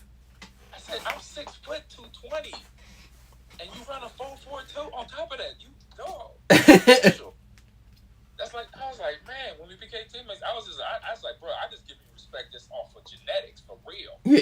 No disrespect to Matt Shaw, but he got robbed his career having him as a quarterback. Imagine him with Brett. Oh my God. Or Aaron. Like, just imagine him or Aaron. Oh my God. Bro, with him, imagine him with almost any other quarterback. Like, no disrespect to Shaw, but I mean, come on. He got robbed. Just like, come on, man. Yeah, in practice, between practice and some games, when he got the rock, he was looking for contact. And I liked. I was like, ooh. I was like, you or me if I played wide receiver. I think because I would go at dudes. I would not back down. He did. He catch that rock. He is looking to hit for contact. In practice, a game, I seen him do him in games. He catch the ball, and I see him looking around for people. I was like, yo, let's get it. I think it's disrespect. He's not in the Hall already. He should have been first ballot Hall of Famer. Him and Reggie. Reggie Wayne. Reggie would be there. He got a ship. Yeah, because this was his second year of eligibility, and he didn't make it. Second year. Okay. Yeah, it was second year of eligibility for Reggie, and he didn't get in, which I think is bull. And the same thing with and this is being biased, but Clinton Portis has better numbers than Terrell Davis. How is he not in?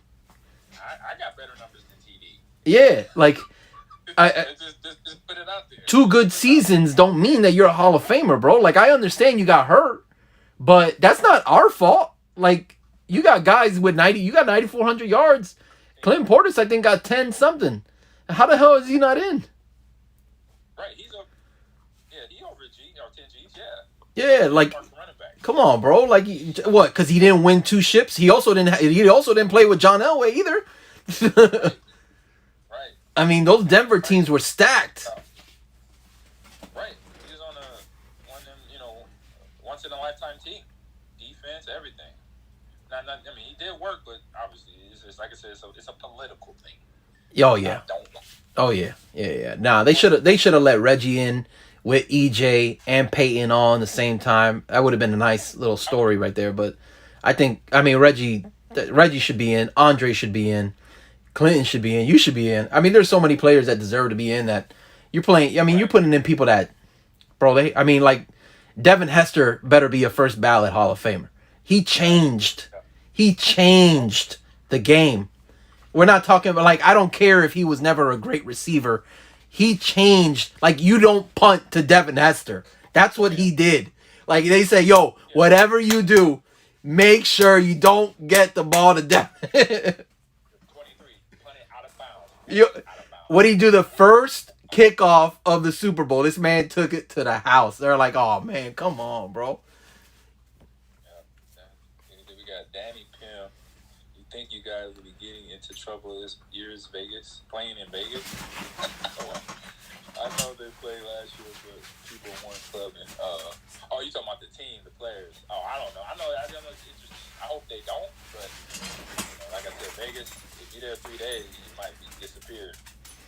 But it's just interesting when I first heard that the Vegas team, our Raiders moving to Vegas. Interesting. Yeah. But don't kick it to 23. I actually just saw him at it was the 2019 NFL kickoff, and I just saw him. But I remember we hung out there and had a big event in Chicago. He was there. Still looked like he could roll too. Oh man, that man's so fast. I remember I think it was 03. It was either 02 or 03. The Orange Bowl against Florida. It was down here. Same thing. Right. First play of the game. Kickoff. Take it to the house. I was like, oh, come on. This is going to be a good game. Did he run track in high school? I know he had to. Yeah, I think so. I think he ran track he might have ran track at U too, because I know Santana did. Right, I was going to say he had to with that type of speed. Yeah, that man was fast. I don't know if you followed his college career, but Google or YouTube, him versus Duke. It's the most incredible return I've ever seen. Legit, they kick it to him. He runs back almost towards the end zone. 3 dudes had him wrapped up. They twist him around. He gets out. He turns left. He turns right. Goes through the whole team. He runs 150 yards just to get 60. He took it to the house. I was like, come on. This dude was insane. Insane. You watched him in college. You knew he was going to be a problem. This is some of those dudes you know that they're gonna be a problem. He was a problem. Right. What's your favorite story against the Vikings? Favorite story? Do I have a good story against the Vikings? Let me think. I just remember. I didn't know. Well, no, I'll say no crazy story, no funny story, but just I know the stadium was like deafening. I know when if they got going, that team got going, the fans got super loud and you couldn't hear nothing. Then they play that horn. We're like, oh man, that horn going. We don't want to hear that. That's the last thing you want to hear because they keep blowing it like crazy. I just know my first game there, my very first game as a Packer there, it was on, obviously in their stadium in my first season in 2000. And the Bears, actually, that week was just as intense as the Bears week. The coaches was all, tight and mad at everybody for no reason. Like, what is going on? Oh, this Vikings week. I'm like, is every week a hype week? Like Bears, Vikings, and Lions? Well, except the Lions. But the Bears and Vikings week. Okay. I'm like, all right, that's what it is. I get it. Like college football, get it. Hey. And so I get there in Minnesota, and I think it's cold. It's not snowing, but it's cold. But the game gets going, and I got a story. Oh, dog licking me too hard over here. Tell Marlo to calm down. Marlo tearing hair off my leg. I do got a story. So I remember my boy Dorsey Left was cool, great teammate, great friend. Still talk to him today. So I remember getting ready for that week. He's like, "Hey G," so he had played against a lot of these teams like the Vikings and the Buccaneers at that time before I had. And so he was like giving me information about the linebackers or DBs or whoever. And so I remember he's like, "Hey, bro, Minnesota got this safety, Robert Griffin. Oof. And he's a dumper." And I'm like, "For real?" He's like, "He's not that big though. He's lean. He's real lean, but he can hit." I said, "What's his number?" He's like, 24. Just keep a lookout for 24. I was like, "All right." He said, "I don't know what I did." Because I remember one time he hit me so hard, I thought I did something to him. I was like, did I do? Because, he hurt when he hit me. But he's like, he said, but it's deceiving, though. He's not that big. He only weighs like 190 pounds. I was like, really? He's like, but he's like 6'2". He's real lean. I'm like, all right. And so we get out there, and I made sure, because I learned the lesson before when Dorsey told me to watch out for 47 with the Bucks. And you know who that is. That's John Lynch. John Lynch, yeah. And I lost him on the field in between the play, me getting the huddle play, in the huddle, and then me getting to the line of scrimmage. I lost where 47 was at. And he thumped me. And I was like, all right, I'm not going to do that again. I'm going to know where the numbers are at. So at that whole game, I kept my eye on 24. He never got me. He never lit me up. He tackled me a few times, but I wasn't going to be that guy. I wasn't going to be an example either. So I knew where 24 was at the entire time during that game. That was probably one of my big first games I had there against the Vikings in that stadium, because everybody was like, "Oh man, it's tough to hear, it's tough to run the ball there." And I'm like, all right, let's just see what happens. I had like a couple touchdowns, over 100 yards rushing, but yeah, it was like, all right, keep 24 on the radar, which I did. Make sure I didn't get lit up. What is that here? Great inspiration, not only because you are an NFL legend, but you talk to people and give great stuff. Oh, you're welcome there. 319 sports cards. Chulo Beans, what's up? Oh, stop. Bite me too. I put my legs up or something. Marlo trying to kill you, boy. He's like giving me he's shortening my hair on my legs back. I don't know, Art watching it. You gotta call him. I appreciate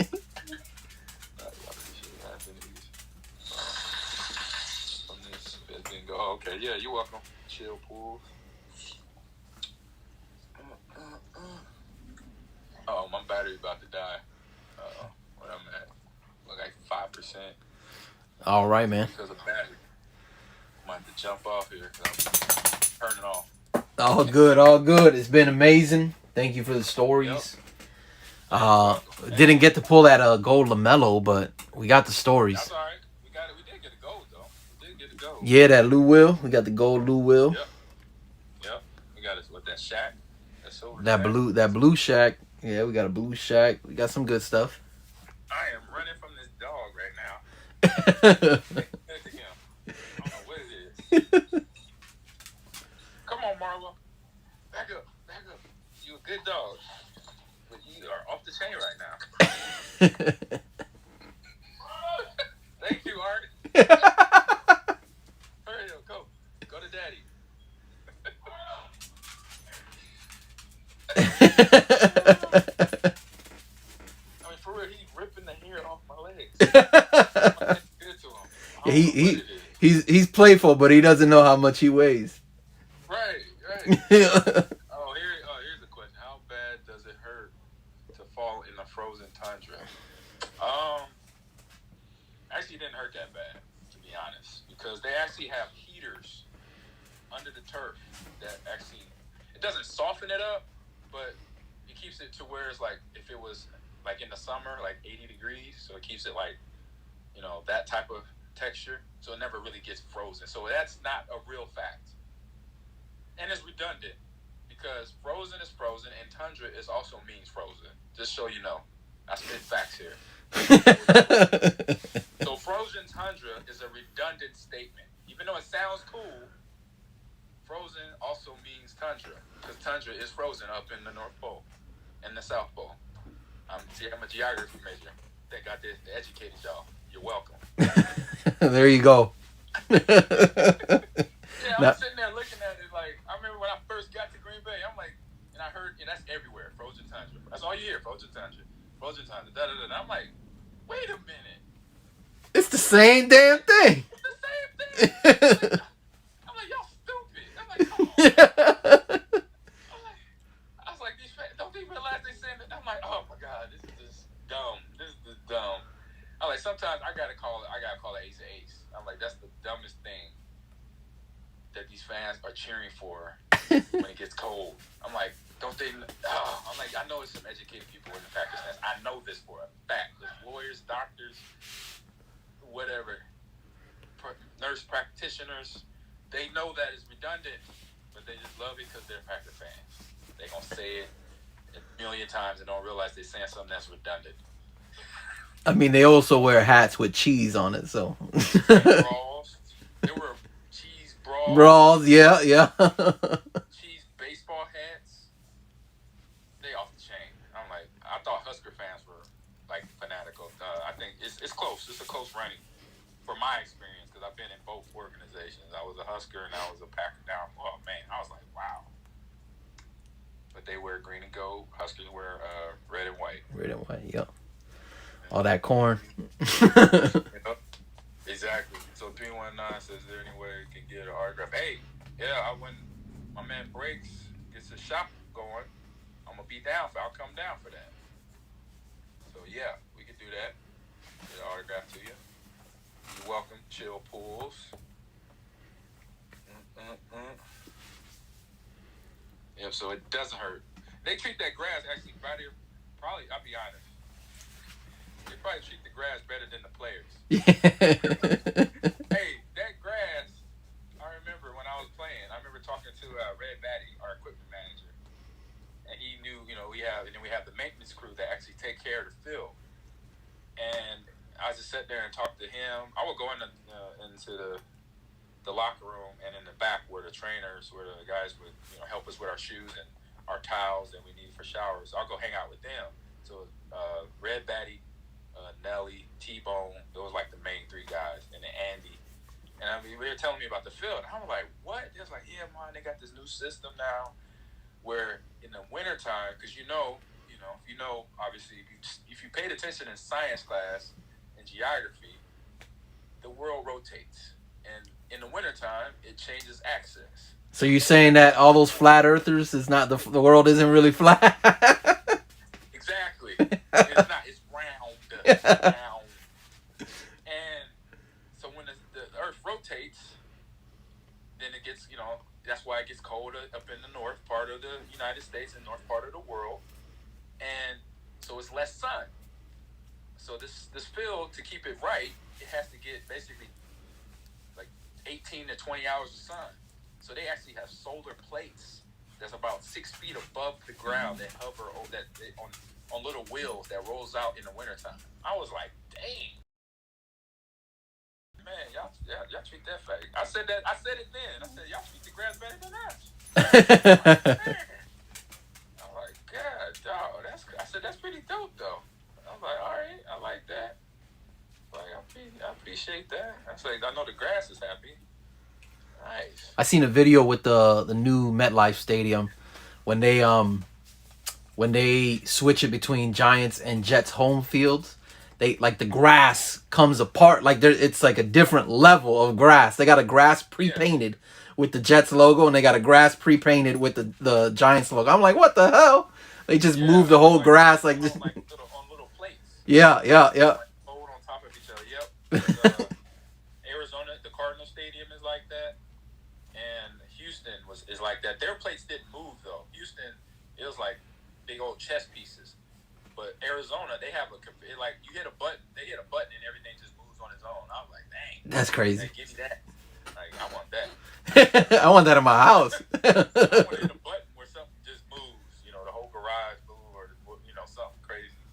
Or I hit a button and the whole kitchen table has got food on it. Like Back to the Future. Right, just hit a button, boom. You got a whole chicken dinner or burgers and ribs and stuff on the table, ready to go. Waxhole says, what field has the best grass? Well, obviously one is Lambeau. I'm trying to think anywhere else that was pretty cool. That way, because actually some stadiums now, they all been revamped since I played. So it's kind of changed since then.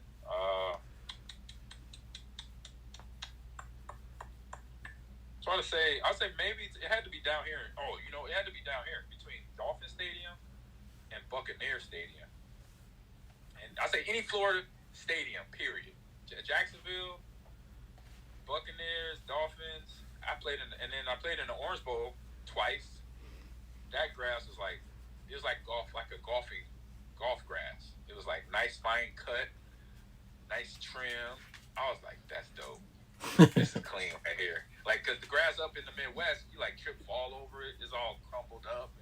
It's got little lumps in it sometimes in the winter, especially when everybody's playing. Like Soldier Field, at the time, I think the Bears played on it on Sundays, and then on Saturdays and sometimes Fridays, Northwestern, the college team would play on it too. So it had two teams playing on it for a month of the season. So that field sometimes, if we played in November, December, that field was trash because it was just too. It would just get ate up. So, but yeah, I would say any field in Florida, even though it's beautiful. Y'all know how to cut some grass down here. I was like, man, I don't even feel like I'm playing on grass down here. This is nice. I was like, this is nice. Was it the 2000 Orange Bowl that was down here when we with Nebraska? Oh, that was. Or no, it was a Rose Bowl. What the hell am I talking about? Rose Bowl. No, I was just saying. I'm about to say, yeah, I remember vividly. Rose Bowl. You know what? That we got from y'all. It was Andre Johnson shop. 2000. Yeah. That was the 2001. Well, it was one. It was the 2000 season in 01. I think it was the 2001 season because Andre got drafted in 02. He was the first round draft pick to the Texans in 02. Okay, yeah, because then 01 was in the 2000 or 2002. The 2001 season was Ohio State when we got robbed. Right. Okay. Yeah, I like how you put that on there. How we got. I mean, come on. We got robbed. Yeah. Yep. The dude threw the flag 8 seconds, a whole 8 seconds after the game. Oh, yeah. I remember that. Yes. Yeah. I'm a fan. Y'all got And then what's crazy is that after the fact, they came out that he was an Ohio State booster. So he was a ref and he was an Ohio State booster, and they never did anything about it. A whole 8 seconds after the play was done, we're cheering on the field, confetti on the field, and he throws the flag. Oh, hold up. I get my charger from my phone dies. That's right. yeah, I remember the shellacking. That Rose Bowl. Oof. Every went off. That was just terrible. I was embarrassed. I remember. That was the first time I was embarrassed as a former player. I was like, I did an interview with. I can't remember who it was, and they interviewed me about that game. It was like the day after. I was still mad. I was like, Ahman, they was like, Ahman, well, did you think that the Huskers were gonna, lose like that and this, that, and the other? And I'm like, I didn't even know what to say. I was just so like, because you know why? The reason why I was like just so discombobulated in that interview, because I was in my head, I could still see Jonathan Vilma blowing up Darren Dietrich, hitting him so perfectly. In my mind, body, and soul, I was like, no, I had never at that point until that time seen any Nebraska running back get hit like that. It pissed me off. I was like, hold up. I was like, no. I said, heck no. I paused again. I was like, no. I was like, I'm a running back from the University of Nebraska. We do not get hit like that. I was like, no. I was like, I'm a cuss. I was like, hell no. I was like, no. I said, if I see Darren Dietrich, he gonna get a piece of my mind. I said, no. I said, I don't give a dang what position you in. Don't you ever get hit like that in your life. And so I put that out there, and then like 2 months later, I was in Nebraska visiting family. I went to Lincoln. I was in the weight room, and I see him. I see Darren Dietrich. I helped recruit him. I was one of his hosts. I see him walking in the weight room. This is how I know we started to fall off, because we fall well off now. He in the weight room with flip-flops on. I'm like, what you doing in the weight room with flip-flops on? I said, okay. In the back of my head, I'm like, this is the problem. They just letting them walking around like they own the place. They ain't done nothing. He got flip-flops on in the weight room. When we come in the weight room, we come in there for work. Yep. And I'm like, bro. And I walk up on him. He's like, hey, what's up, Ahman? I'm like, I give my little dab, like, what's up? I said, D, we got a problem here. I said, one, what you doing in the weight room with flip-flops on? He's like, what? I said, we coming here for work, homie. I said, number two, and I got up real close. I got up like face to face. I said, boy, I said, D, don't you ever in your life get hit like that again on national TV by a linebacker, ever. I don't care what university they go to. He's like, what? I said, I saw that hit Jonathan Vilma put on you. Don't you ever let that happen again. You be the one to hit somebody. I was like, what? He was like, he couldn't say a word. I was like, bro. I said, look. I said, you better, and you didn't go find him the rest of the game. That's the other problem I got. I said, you hit me like that in the first cut in the game, I'm finding you. I'm gonna repay the moment. Like, oh, you can't line me up and blow me up like that on national TV in the championship game and expect me not to come find you. And trust me, when I hit you though, it's gonna be within the rules. It's gonna be legal. I'm not gonna go out my way for a cheap shot. When I line you up, it's gonna be worth it. It's gonna be like hitting a home run, and it's gonna be fair. But just know it's coming. I'm gonna just slough off and be like, oh, that was a good one. No, bro, you hit me. Okay, I got you. What was that? 51? I'm coming for you. Just know that I don't back down for nobody. You hit me like that, you better know I'm coming to find you. It may not be now. We might be in the league, and I'm gonna hit you in the Rose Bowl. You put on me. I don't care if you on the Saints, you still getting hit. Right. I might have been a Packer. Like, bro, you remember that Rose Bowl? You remember that? I got you. What's up, baby? Next play. Let's get it. Yeah, that game was beautiful over here. Definitely beautiful over here. Man.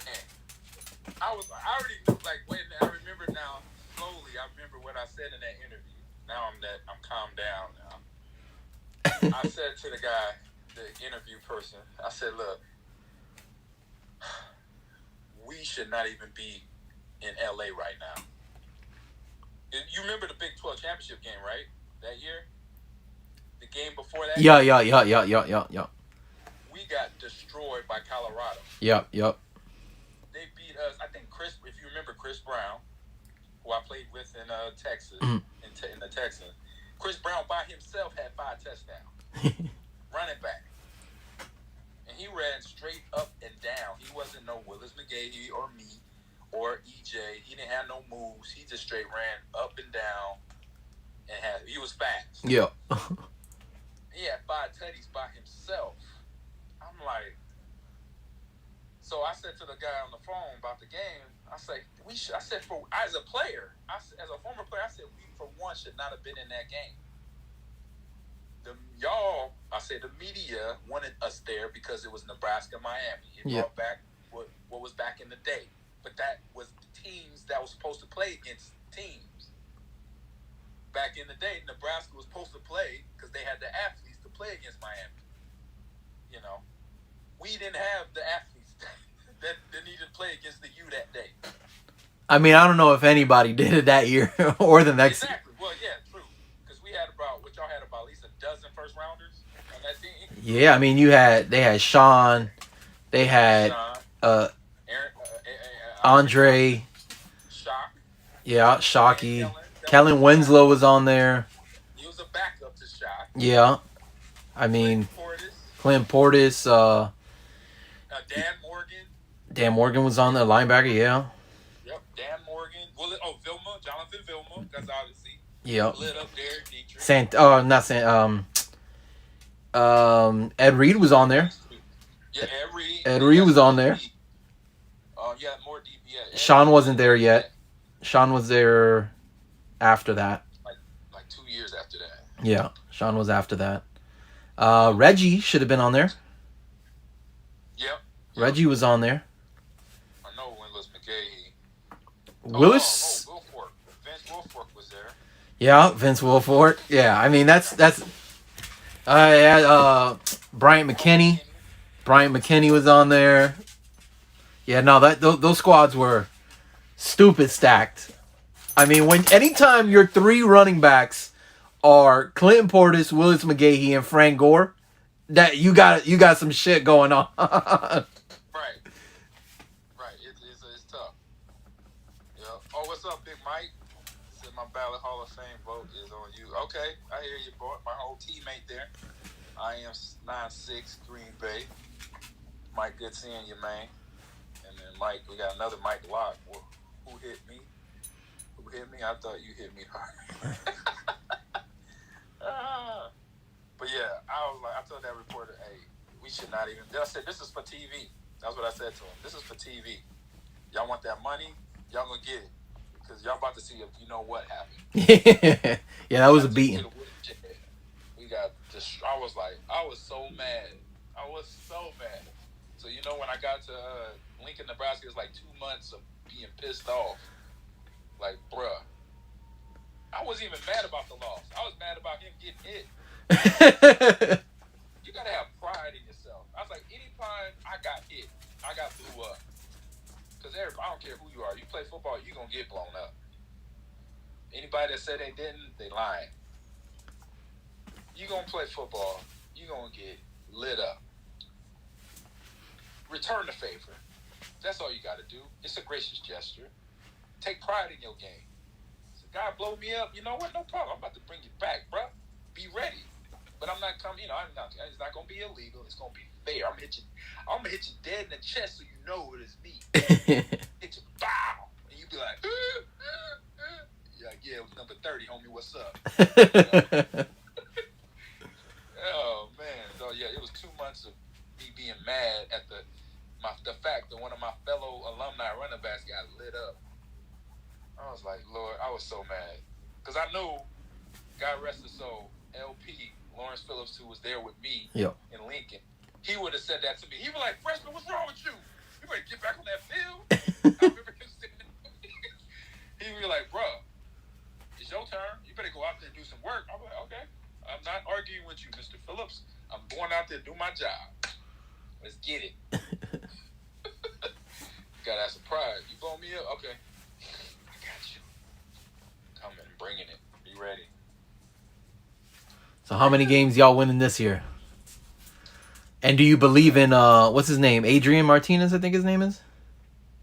I like him.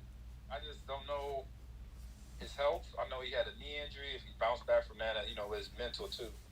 I like him. Yeah, I thought if I was coaching there, I could give, because it's all about confidence, especially being a quarterback. Because he had it as freshman. He came in there balling, and then he got hurt, and then all the other stuff happened. They're losing games on top of that. So he has the ability. He just got to believe he has the ability. I think his confidence is kind of on the low.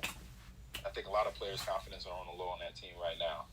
So they got to look within themselves to be like, hey, it's going to be us that's going to change it to get some wins around here. Regardless of what they're saying about Scott on the, in the media, he's on the hot seat and all this stuff. At the end of the day, it's on them players too. They're young, they in college, but hey, that's when you learn. Right now, you learn in college if you can play in the NFL. I learned my freshman year. I knew halfway through my freshman year I could play in the league, because if I could deal with the team that I was practicing against, which was what we call the real black shirt defense.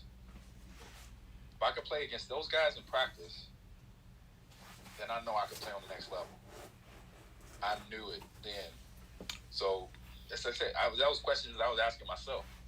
Because, at the high school level, you're like, all right, if I could play at this level, I think I could play at college. Little league, you're like, all right, if I play good here, I think I can play at high school. So, and it goes in that way. You find out, you get questions answered in ways that, that you don't really expect. And one question I got answered through one of my teammates who was on that black shirt defense, the famous black shirt defense, was probably, I think it's actually that defense got rated as the #1 defense in college football history, was the 95 Nebraska Cornhuskers, our defense that year. And so my rookie camp, my freshman camp there, like I said, we had the black shirt defense, and I got Lawrence Phillips, who else he was a first round draft pick the following year, #1 overall to the Rams, #6 pick overall. So he's in there chopping that defense up, and I was his backup. I'm coming in right after him. He's like, "Your turn, freshman." I'm like, all right. I'm like, "Oh yeah, you made that look real easy." I go down there and get all up.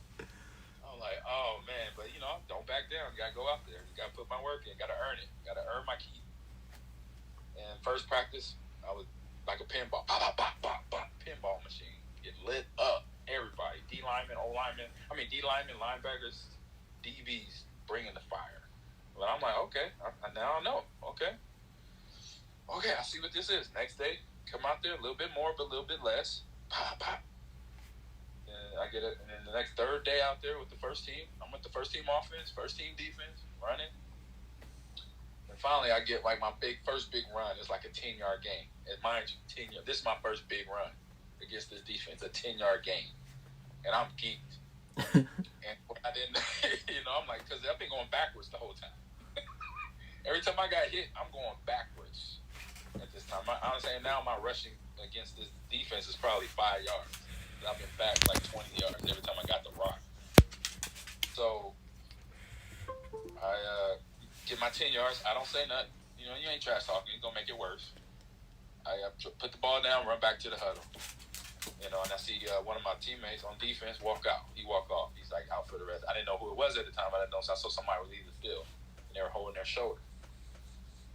Like I said, I didn't know who that was. So practice over. I'm headed to I'm in the locker room, showering up and all that. And then if you remember Christian Peter, he was our nose guard senior. He was a senior. And he was from New Jersey, big dude. It's funny about him, I thought he was Italian. He had his hair slicked back, leather coat. I thought he was like connected. I'm like, for all that time. That's a whole funny another story I'll tell you. I'll finish real quick. But So I see Christian in the locker room. He's like, "Hey, freshman." He's like, "Come here." I'm like, "Oh snap! What I do?" I'm like, "Oh man!" That's like he about to. I don't know what's about to happen. Freshman, come here. I'm like, "What?" He said, "Hey." He looked around. Man, that's how you run the ball. I'm like, "What you mean?" He said, "First couple of days, you were running kind of soft. Today, you almost dislocated my shoulder." He said, "I said that's how you run the rock." I'm like, "Oh, okay." I was like, "Thank you." And I walked back to my locker. I'm like, "Oh, okay. I guess I did my job." I'm like, "Cool." I was like, "I'm about to die." I'm like, "He about to kill me."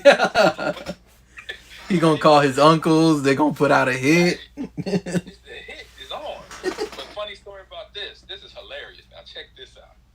So as I get to know my teammates, and Kristen and Jason, both of them from New Jersey somewhere. So of course that neck of the woods. In my head, I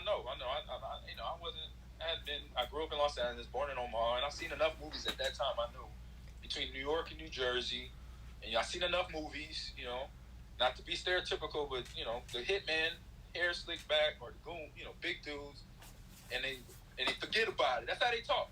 That's how Jason and Chris talk in college. I'm in Omaha, Nebraska. I've seen The Godfather. I've seen Scarface. I've seen a lot of Goodfellas. I get Goodfellas, everything. I've seen him. I come to Lincoln, Nebraska, and forget it. What's up, kid? What's up? I'm like, okay, they from New York. Okay, I get it. All right, no problem. I'll make sure I pick the choice words because I don't want to make them think I'm against them. We're friends. We are teammates. Okay? I'm like full respect. So and then we get to know each other, so we start having good times. And, we kicking butt, winning games. We were in the table. We had training table together, eat lunch together. So we getting along. Me, Jason, Chris, and Bruce. And so one game, I can't remember what game it was, but I remember finally I met Christian and Jason's mom. And so she pulls me aside, and she has this heavy, thick German accent. And I'm sitting here looking at her. She's telling me how, my sons and this and that with this German accent. I'm like sitting there like I'm shaking my head like what? I'm like, what is going on here? And she's like, what? What, Ahman? What? I'm like, Miss Peters. So I'm listening. I'm hearing your accent. So you're German, right? She's like, yes. A lot of people don't hear that or don't realize that. I said, okay. I said, I'm kind of, I've learned. I picked up on that real quick. I said, so you're telling me you're 100% German, Miss Peters? She's like, yes, we are. She gives a little family history real quick. I'm like, okay. I'm like, time out. I said, I got to say something, Miss Peters. Time out. I said, your two sons are walking around on like Hitman from the Italian mob. Did you know this? She's like, oh, those boys, they're so funny. I'm like, they got the hair slicked back, gel back, and everything. Black leather coats. I'm like, they had me for my freshman year. I didn't know what to think. They German? I'm like, oh, they in the stencils? And I'm like, grabbing the weenie and stuff. I'm like, oh my goodness. I'm like, what? She's like, oh, them boys are just being funny with you. I'm like, and I came up to them like, I said, man, y'all better stop all this. They're like, what? I'm like, you got me thinking y'all protected, man. I thought you were part of the Costa Nostra, man. I said, y'all some fools. I said, oh man, we just be acting like that. I'm like, man, y'all crazy. I said, y'all are crazy. Y'all funny. I was like, oh, we was just laughing. We was laughing so hard. It's like, man, I was like, man, I was talking to your mom, and I heard the German accent come out, and they like, oh man, you talking to our mom? They're like, what you say? I'm like, man, no, I didn't say nothing. I just like, I thought y'all were Italian. I didn't know y'all, until I met her. I was like, oh, dude. I'm like, bro, this is funny. I was like, bro, y'all hilarious. I was like, y'all need to figure out who y'all are. Y'all lost right now. I was like, y'all lost right now. Oh, I was like, you're funny, dude. But yeah, that was my freshman year. That's when I knew. I was like, all right, if I could play against this defense, because most of those defensive guys I played with that year, they got drafted first or second round in the league. So I knew. I was like, all right, I could play. I could play in the league if I could deal with this. I could do it. So, figure it out. The Bears still suck. People put that. I told you, man, this the fans. They serious. They serious.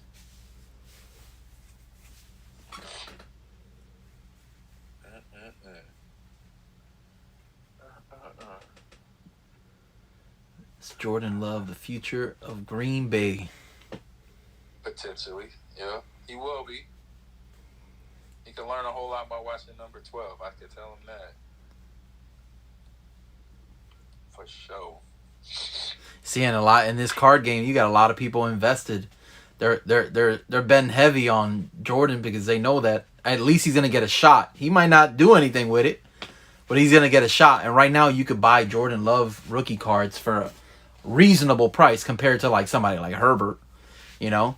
And you buy a couple, you know, you spend like 5, 6, 7,000, let's say, and you buy a bunch of cards. If he, let's say he goes out, he balls out, he's the next coming of Brett and Aaron. That 5, 6, 7,000 turns into 80, 90, 100, and it's like, damn. It's like gambling, but you know, now you're just dependent. Instead of depending on your luck, you're depending on somebody, you know, to ball out. I mean, he has the tools around him. You know, Green Bay has never, in the last 20, 30 years, they really haven't sucked. You know, no. They've been fortunate to have Brett, and then from Brett to Aaron. Yep, I played 8 years there. 6 of my 8 were playoff seasons. Exactly. The one seasons that we had was my first year there, 2000. We went 9-7, and we obviously didn't go to playoffs. And then the year I tore my quad in 2005, and we had everybody hurt that year. I was hurt. Bubba Franks got hurt. Robert Ferguson got hurt. Even Brett got hurt. He played, as you know. He played through everything. A few other guys like starting running backs, starting tight end. Robert Ferguson, one of the starting receivers. I think Javon Walker too got hurt. Guys on defense got hurt. So we were a triage that season. And then Coach Sherman gets fired at the end of the year, which was, in my opinion, I say that when the injuries happen, I say it's hard to fire. To me, it should be hard to fire the coach. It's not really his fault because you don't have players. Yeah. You know, and then you did, obviously, if you knew it was coming, in which you can't forecast injuries, then you would have picked up key players, obviously, you know, in the offseason. But you didn't know it was coming. You know, I've been healthy. I have been healthy. I played through a ton of injuries. It's just this one came up on me, and I never had another problem with it. When I came back, I was good. But like I said, you can't forecast injuries, so a coach getting fired off of that, I thought was a little too quick. But it is what it is now. So, yeah. But yeah, one of them things.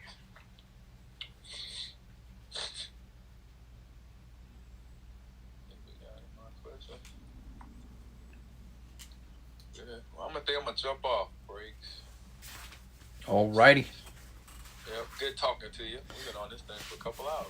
Yeah, 2 hours, 29 minutes. We clocked in. Yeah. It was good stuff, though. Yeah, man. Anytime football talks is always good stuff. Yeah. Yep. So, but yeah, let me know when that shop is ready to go.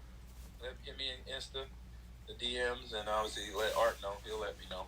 Absolutely, man. For sure. Thank you so much. For sure. Appreciate it. You're welcome. Anytime we get a legend in here, it's always nice. Yep, appreciate you and everybody in here with the fun questions, being part of the conversation. I appreciate all y'all. So, peace out. Alrighty. All right. And don't forget, it's all about you. That's a true fact. You throw that in right at the end. And I'm gonna let you do it. This show. I go on your show. I know you ain't gonna let me do that. You're gonna be like, talk about Call of Duty and not one word about the U. That's funny. But no, this show. Peace out. All right, bro. Thank you.